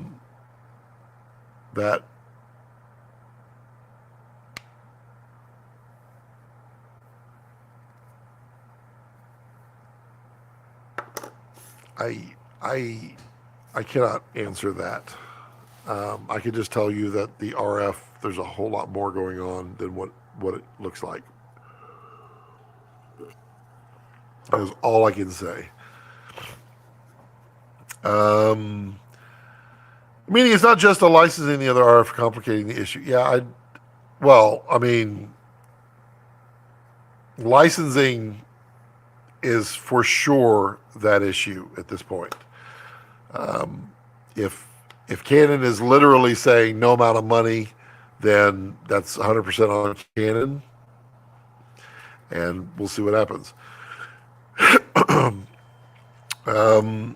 What's your take on the need to monitor in 4K? It's an interesting take, and that is, if you're not really close to your monitor, you probably don't need it. But that doesn't stop anybody from demanding it anyway. I don't monitor in 4K. I monitor in 2K, and I have no problems with it. I have not had any requests yet for monitoring in 4K, but I've also not been on any super spectacular big jobs that might have required it. So yeah, it's tough to monitor in 4K. I see needs for 4K on transmitting, but I don't necessarily see the need for monitoring, because for the most part, the producers are all sitting around a monitor that's 21 inches, like this monitor right here that will be shortly reviewed. And they're so far away, they're not seeing 4K. There's no way you can see 4K on it. So why? Yeah. I don't see 7 pounds, I see 6 pound blankets. So let's see. Let's do the math. Let's see, 6 times 12, 108. That would be them. 6 pound blankets are the ones. Those are the 90 pounders, I guess. I guess they're, yeah, that's about right. Maybe they're 5.5 pounds, but they call them 90 weight. So it's a pack of 12 for 90. They weigh 90 pounds for 12 of them. That gives you the heaviest. I mean, there are thicker ones out there, but I like those. I guess the 90s is what I remember them being. Here's a question. I use C70s, and I'm waiting for an RF mount full frame cinema camera with SDI before I buy another camera. Do you think using C70 is a detriment to booking DP work compared to the C200, C300s? I don't think any camera is a detriment as long as it can do what the client is asking. And I have a really big beef with people that dictate that something must be something. And I go out of my way to help explain, and sometimes I still don't get the job, but I go out of my way to explain why that's not a problem, or why what they're asking for does not correlate with what they're asking for. I'm waiting for an RF mount full frame cinema camera. Which one are you waiting for? With SDI before I buy another camera. I mean, because right now, unless you're looking specifically for Canon, V-RAPTOR is a no larger than full frame RF mount cinema camera with SDI, 3 4K SDI at 12 Gs. You think using a C70 is a detriment to booking DP work compared to C200s, C300s? I think anybody with knowledge in the industry would prefer a C70 over a C200. Versus the C300 Mark III, I would say they're pretty comparable. So I don't think so. I mean, if it's a detriment, then they're literally requiring you to have I want a Red V-RAPTOR, I want a Sony Vetus 2, I want an Alexa 35, in which case it doesn't matter unless you have one of those three. And no amount of speaking can get you out of that one. Thanks, Scott. The new Omni Lav is on sale on Amazon. I'm very excited. Which one? The Sennheiser? That's the one that has the little helmet that's screwed on, or that's glued on. Sorry, my hands are freezing and I kept hitting the send button. P2 camera's like a SL2 reporter and it's gorgeous. You have the reporter Q2 as well. Interesting. Johnny says, I gotta head to bed. Catch you later, dudes. See you, Johnny. Scott, how's the Komodo update treating you? I could not say one way or another when I get it, but I have not received it yet. So when I do receive it, I will follow the rules specifically as they are given to me. And that means if they say, don't say a word, I won't say a word. I won't even give a hint. I'll just say, I could not comment on that. If they say, yeah, you can say what you want, then I will say what I want. But since it's beta, it's not really fair to do that. And I'm most likely they would not say that. And then almost certainly the stuff that's contained in that firmware update is stuff that Red wants to share, and deservedly so. So I'm not going to take the wind out of their sail and take anything.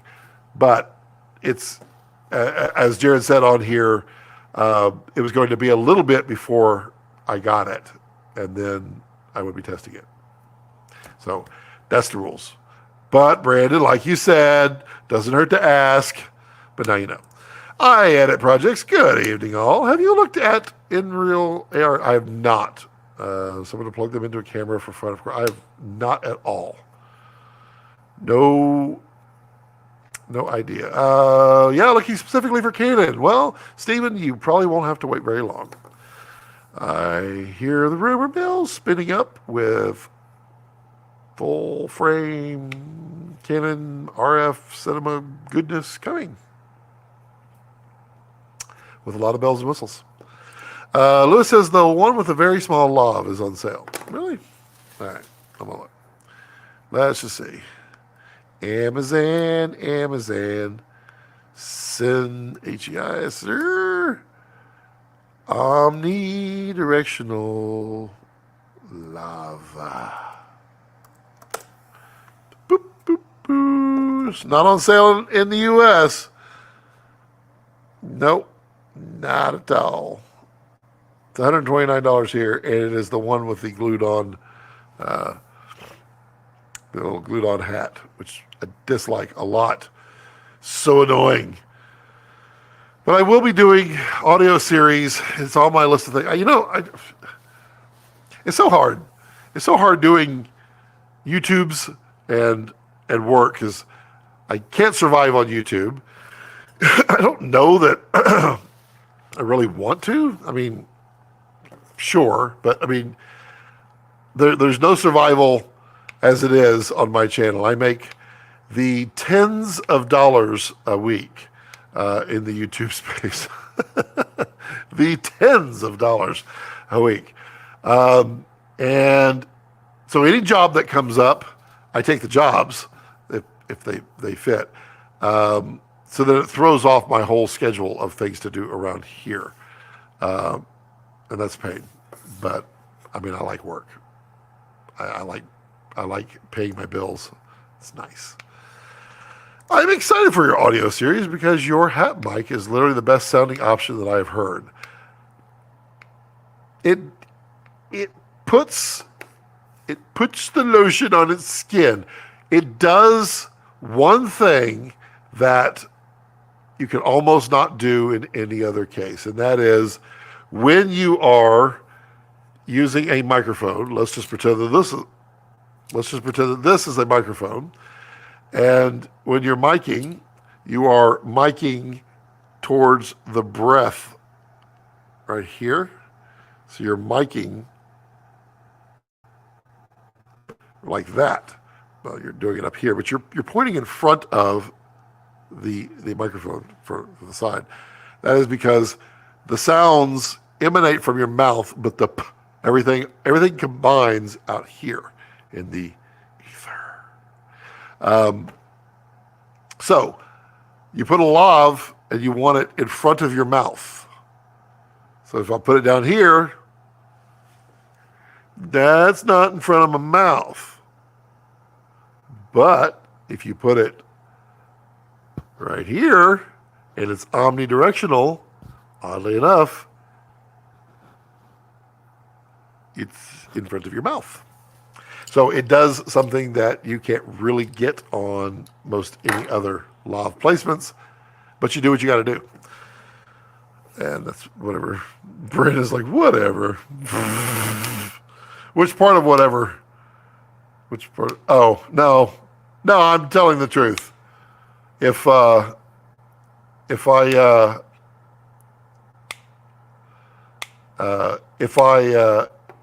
had it, I would tell you that I have it, and that's all I can tell you, or not. I could tell you if they told me that I can't tell anybody when I have it, then at that point, I would say I don't have it. But I can tell you right now, I have not been asked to not say anything, and I don't have it. And I expect that they're still working on it as they can, so it'll happen when it happens, and I'm totally cool with it. Lewis says, I'm getting the masterclass. Thank you. Oh, thank you, Lewis. Oh, Jason. Hey, Jason, what's up? Headed to dinner. Just wanted to pop in and say, hey, love your vids, bro. I appreciate you, Jason. I appreciate you, buddy. Have a good one, and don't enjoy this one. Ugh, not good. Not good at all. Greg says that it might help to point out that there's a difference between subscribing and being a channel member. Took me a while to figure that out. There's an actual membership option with some heavy, sweet perks.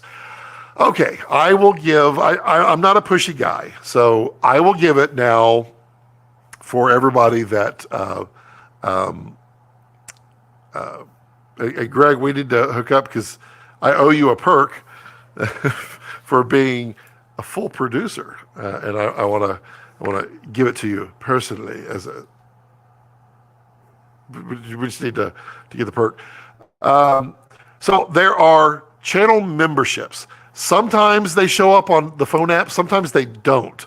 But if you go to your computer, you can see, if you just open up Safari or Firefox, Chrome, whatever, you'll see a little button underneath that says channel memberships. And you can't, or actually it says join. If you click the join button, you will be given a slew of options. They range in price, I believe, from $199 to, I think, $49.99. And next to them are the various options that you get with there. So it is a monthly fee, and the monthly fee gives you access to those particular perks. So when I have a perk that benefits, like the producer level gets a live stream dedicated to producers, so they could just directly it's literally just chat with Scott, kind of like what we do here, but more one-on-one-ish, depending on how many producers there are at the moment.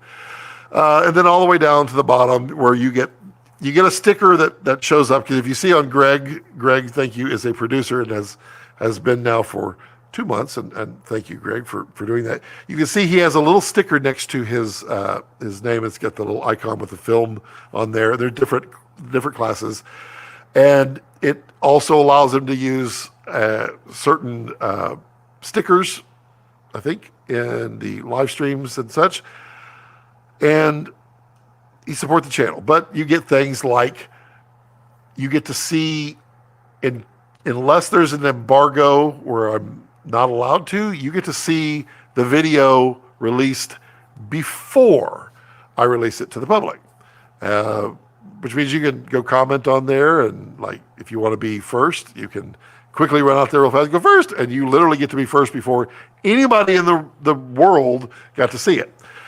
There's various levels in there, and I am working to fulfill a lot of those levels. There's bloopers and behind the scenes stuff that gets put out there. So if you would like to join, just click join and be a part of the team. That's the thing I always mention. The member, if you want to become a member, you can do that. But you can find it right. No, hold on. I'm gonna move your comment, Greg. I got it. It's right. Nope. Yep. Right there. See that? It's a little join button. Yeah, it's right. Yeah. Click that. No, not this one over here where it says thumbs up. Although you should right here give us a. I hope this is accurate. Give us a thumbs up, and then not this one. That's the thumbs down. This one, and then.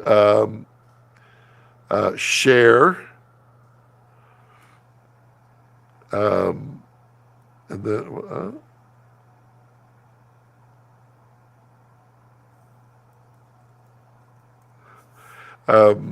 sorry. So, if you would like to support the channel for between $1.99 and $49.95 a month, and you can do so. We have lots of people that are we have associate producer. Out there, we have producer. We have. Let me click here. What to see?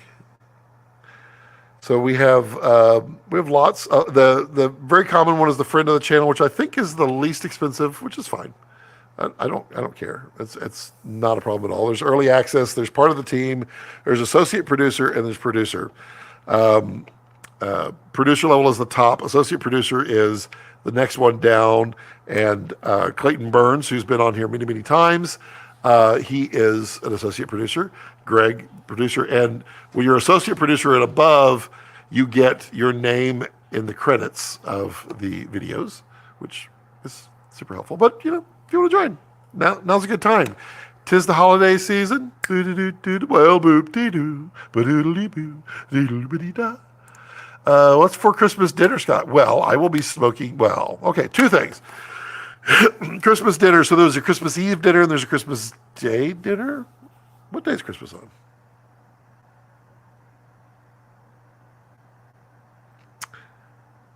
Nope. There's a Christmas Eve dinner and there's a Christmas Eve dinner. Christmas Eve dinner will be prime rib. I will be doing 2 prime ribs for my immediate little family. And then provided my youngest and her significant other commit to coming that day ahead of time. If not, well, they're going to ruin it for the rest of them. And then on Christmas Eve dinner, which is the bigger family, will be a smoked turkey again. My mother really liked the smoked turkey, and she asked me to do one this year, so I'm doing that. You got anything going on the smoker for Christmas? I do right now, and I have been smoking for a couple of weeks now. But I can't say what it is because some people who will listen to this will be getting it as a Christmas present. So I have to be careful. How about the membership, Scott? If we join the club, you'll make some behind-the-scenes videos on your own time so it doesn't interfere with work. Well, that's what I do. I do some of those behind-the-scenes that are out there. Since when? Oh, I found it. Hey, we can all join the club, yes. Does it come with merchandise? Not yet. I still don't have merch. I ain't get that merch. Y'all gonna buy that merch, yo? But we're definitely going to do merch. And a friend is literally talking to me right now. I don't know if she's listening right now. And that's why she's texting me. She's literally texting me about a shirt. Because we chatted about this for a long time. But the We're a Cult, that's going to happen. That is going to happen for sure. Join the Scott Club, Lewis. Oh, you get none of the join or sticker stuff on the phone app. I've been watching for a couple of years. But on my computer, I never saw it. Yeah, well, I thought you did. I thought they're supposed to include that. That's silly if they don't. See, if you see that right there? That is the white sticker of amazing. That means that this person is a producer. And if you look up, I have a lot of friends that come and go, and I'm just going to find another one so I can give a different example. Where is it? Where is it? Where is it? Where is it? Where is it? Where is it? Really? Seriously? I can't find it? Tommy has one, but I can't find his so this one. Oh, I see. Oh. He's actually green. Tommy's is actually green. And Greg's is actually, what is yours, Greg? It all shows up as white. That's interesting on the thing. Greg's shows up as green as well? Or am I colorblind? I am colorblind, so that doesn't help. Yeah, well, you get stickers. On the live streams, you get sticker stuff. Shows up down there. And you get something else, right? Whoa. Whoa. Why did that change? You get, yeah, we those film strip, there's different color film strips. I got a bunch of them made, but I only did 5 levels. And it sucks because I can't change any of those memberships. If I change any memberships, it boots everybody out. And then they have to re-sign back up, which stinks. Because I wanted to add some stuff to some of them, but I can't. Stinks. Okay, definitely join. Yep, never saw the option on my mobile until I saw desktop. It would be a good Christmas gift for Scott. Well, it would be. Scott, do you have a dark mode on, or do you prefer light mode? I am a light mode guy. I used to love dark mode. As you get older, we'll see how that works out for you. Yeah, we need, merch design. Yep.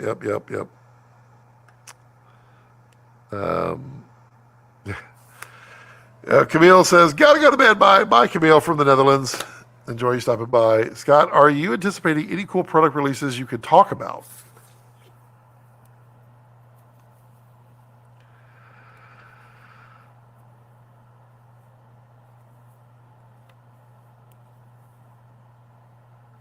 I have to say no. And the reason, you'll have to figure that one out. I mean, there's some, but I can't talk about. I wish I could. There's a bunch of cool stuff that I'm reviewing. A couple of cool small products that are going to be useful, and then a couple of products that you've already seen, but full reviews coming on those, and then some others. Yep.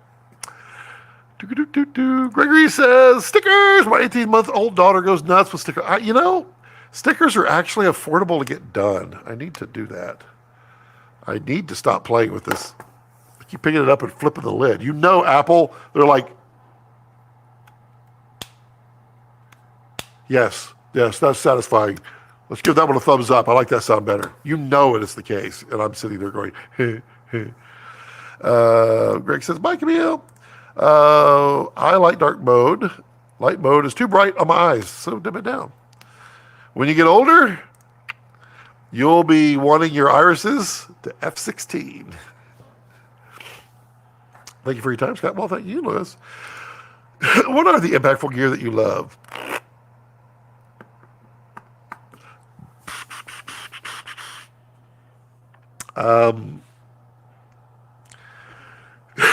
Impactful gear that I love. I love my tripod still. I have the Miller Aero 15. I don't even think they make it anymore. I love my Kessler quick releases that I'm using all of. Because I use the heck out of those. I love my Kessler City Shooter too. I love that. I love my my cameras, my Reds. I really love my. I mean, it was funny because shooting that comedy with the Dragon, and I'm like, God, it has such a great image. Oh my, it looks so good. And every time I'm using it, I'm like saying the same thing. Love my Komodo a lot. I love my Komodo.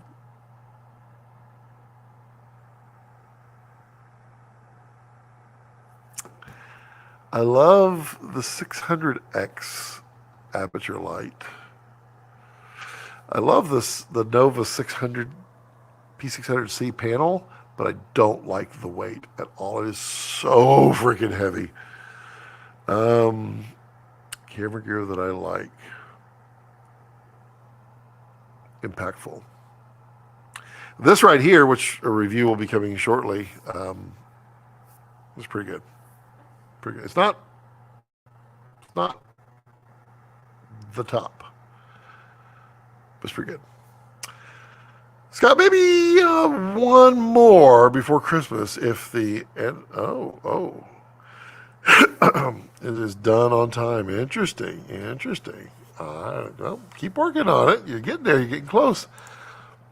I think the Apple engineer the AirPods case for that satisfaction. They do, and all that is literally the density of the plastic and how critically smooth this joint is right there, and then the right amount of power on the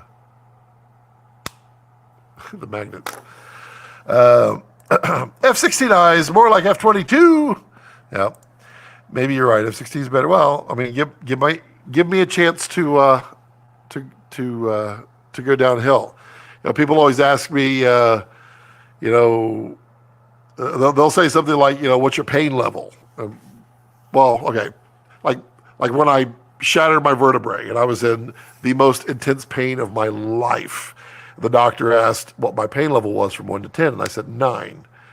And he's like, 9?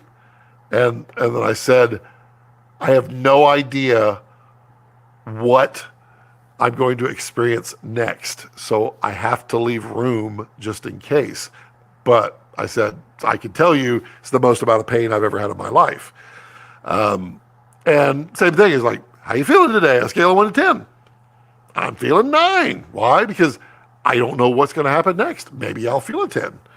And if you rate yourself as a 10, I'm feeling great, 10s, then, what happens when you get something better? You can't feel 11. They literally said scale of 1 to 10. Which is why I borrow a Chevy Chase line when people ask, how you feeling? I feel like $100. Some people are $1 million. I feel like $100. I mean, what's wrong with $100? It still feels great. I'm going to turn that up. Get a little cool in here because the temperature's dropping outside. So F16, I could go downhill. So F22 is for the future. Oh, I forgot about Kessler quick releases. Yes, they're so good. They're so good. It's good. When you love the image, it brings you joy to use. I totally agree. Did my monitor just... This little turd. So I am doing motion shot with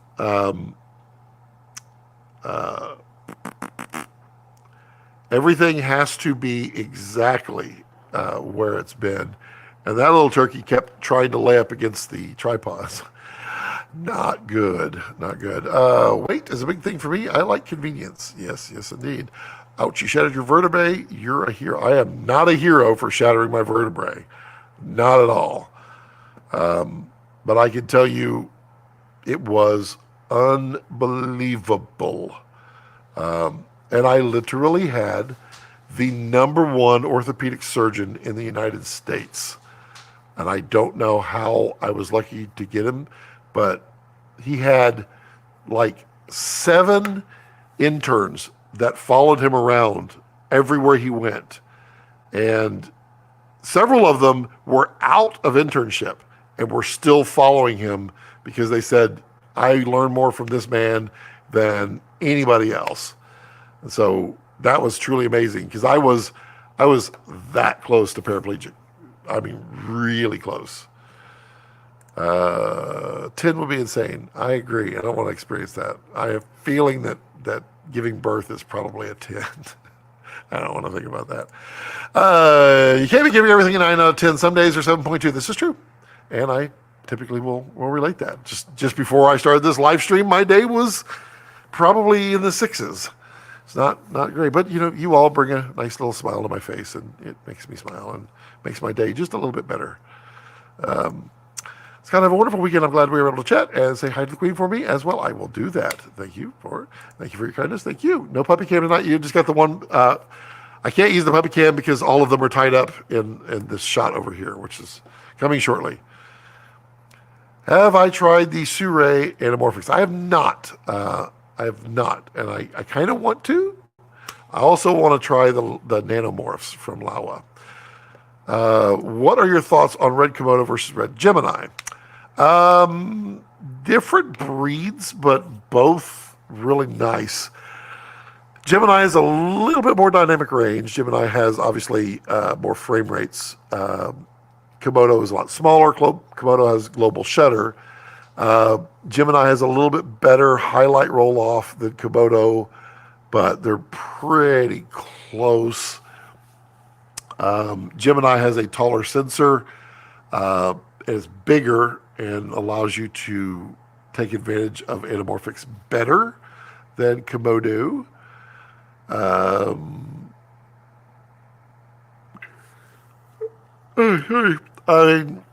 They're different breeds. Komodo is technically a step up, but also a step down. It's getting colder in here. That's fast. Komodo, the body is lesser, so you have limited frame rates, you have limited compression options, you have limited capabilities in there. Whereas Gemini, you don't. But Gemini, you don't have the wireless streaming that you have on the DSMC3 cameras. You don't have any of that. So, yeah, it's kind of a give and take. If I were buying today,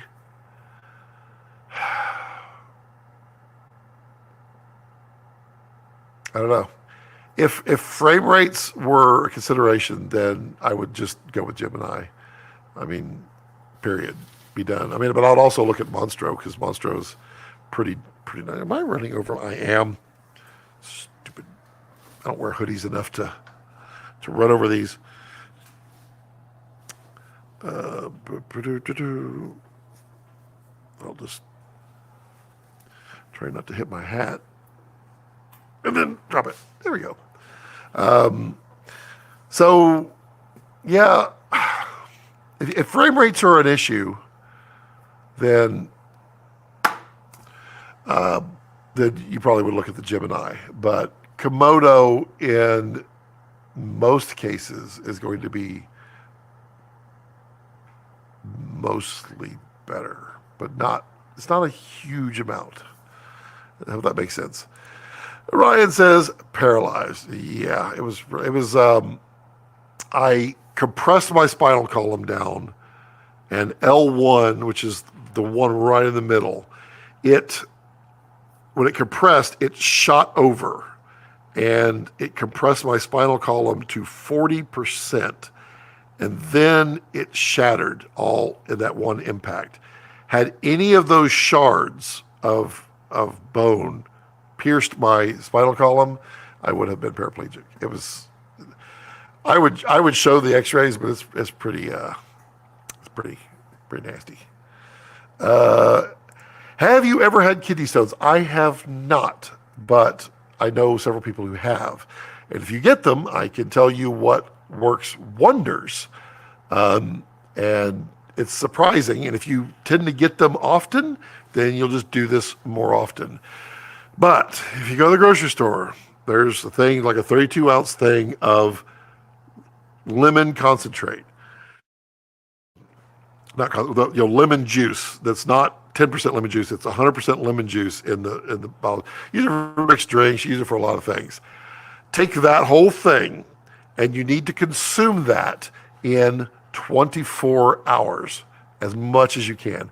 Don't try to drink it straight. Just mix a good amount of it with water so that it's not quite so tart, and just get through it. The the acid that is in the lemons, and I'm not a doctor, nor do I play one on TV, but I'm telling you, people very close to me have kidney stones, and this works every stinking time. Drink that whole thing up. I don't know if you asked the question, or if you just had just asked about them.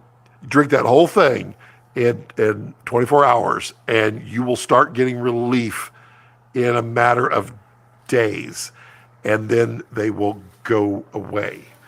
And then when you start feeling that pain back there, power through another one, and it goes away. There's something about that acid. It goes to your kidneys, and it breaks them down. Where can I watch your cooking show? Well, Tyler, you can watch my cooking show on Raw Cuts. If you type in Balcom or Scott Balcom Raw Cuts, you will get there. I haven't put out a video in a while, but as soon as this project is done, then the cooking show goes. And we showed the pictures last time of it, of the set. Do I have another? I don't think I have a pic. Do I have a picture? Let's see. I'm trying to remember. That's weird.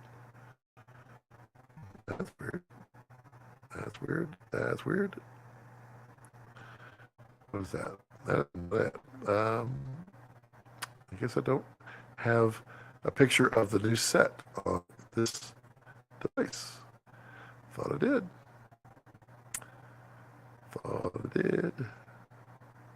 Yep, I don't. So yeah, it looks so much better. Hey, Charles. Hello, Pap. Your beard is looking high and tight. I approve. Stone Cold Fox. Yes, it was time. When it gets too bushy, I did it down to here, and it was like, I like it this way.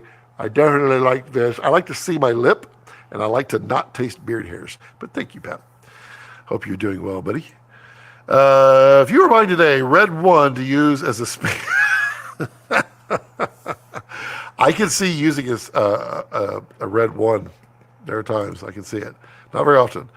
I had kidney stones last year, boy. Oh boy. Yeah, I've seen them, and I definitely do not want to experience them. That's for sure.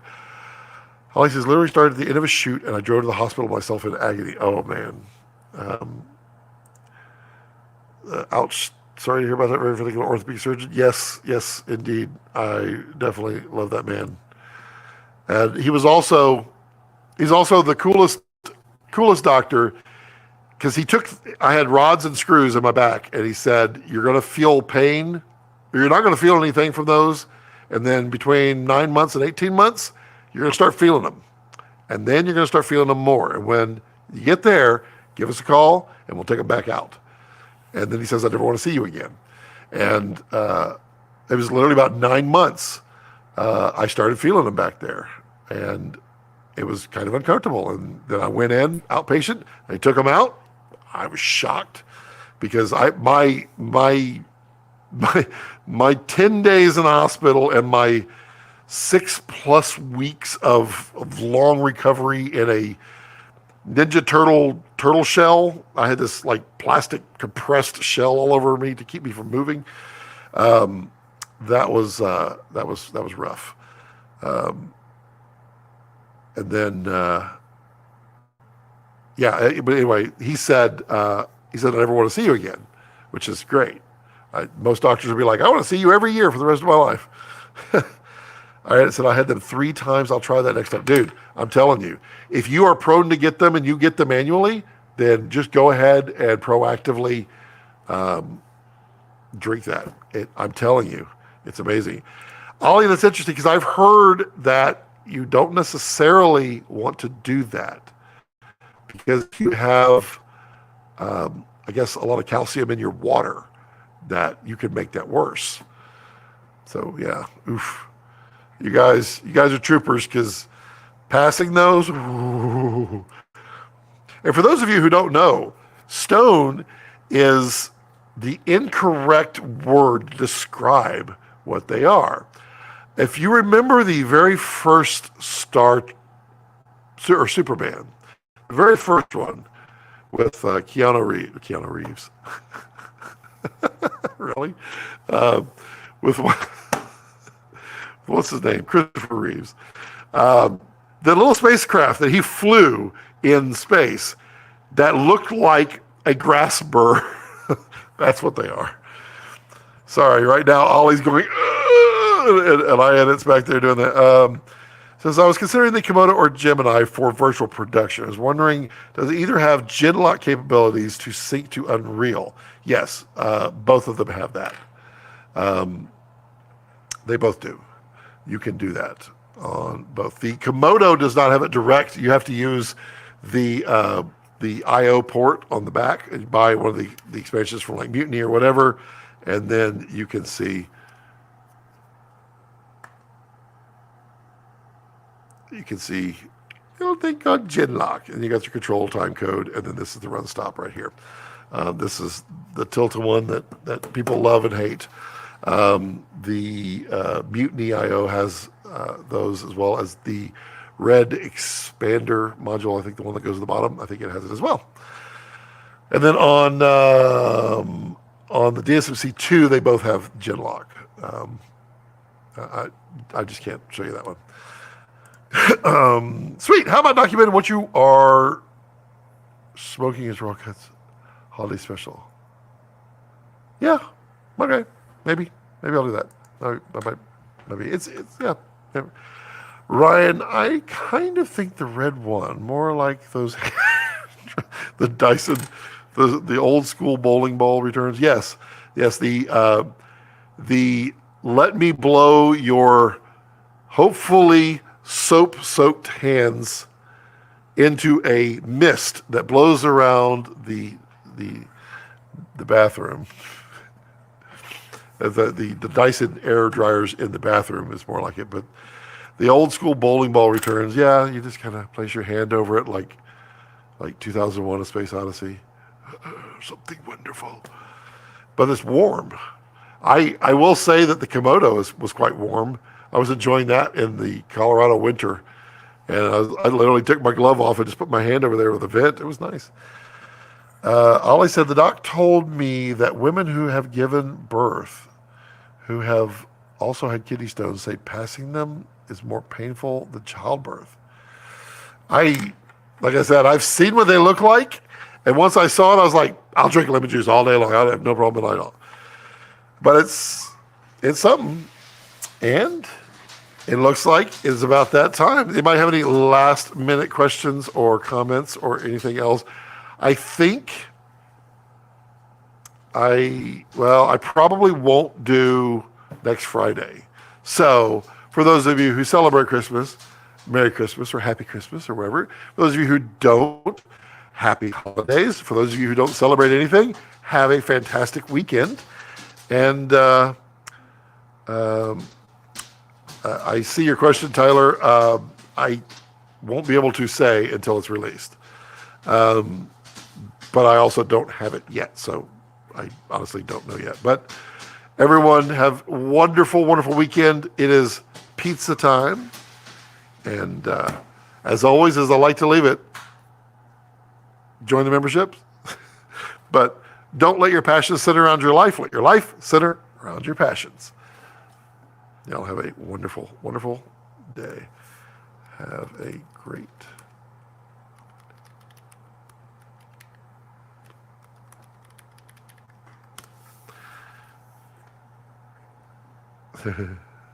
and end.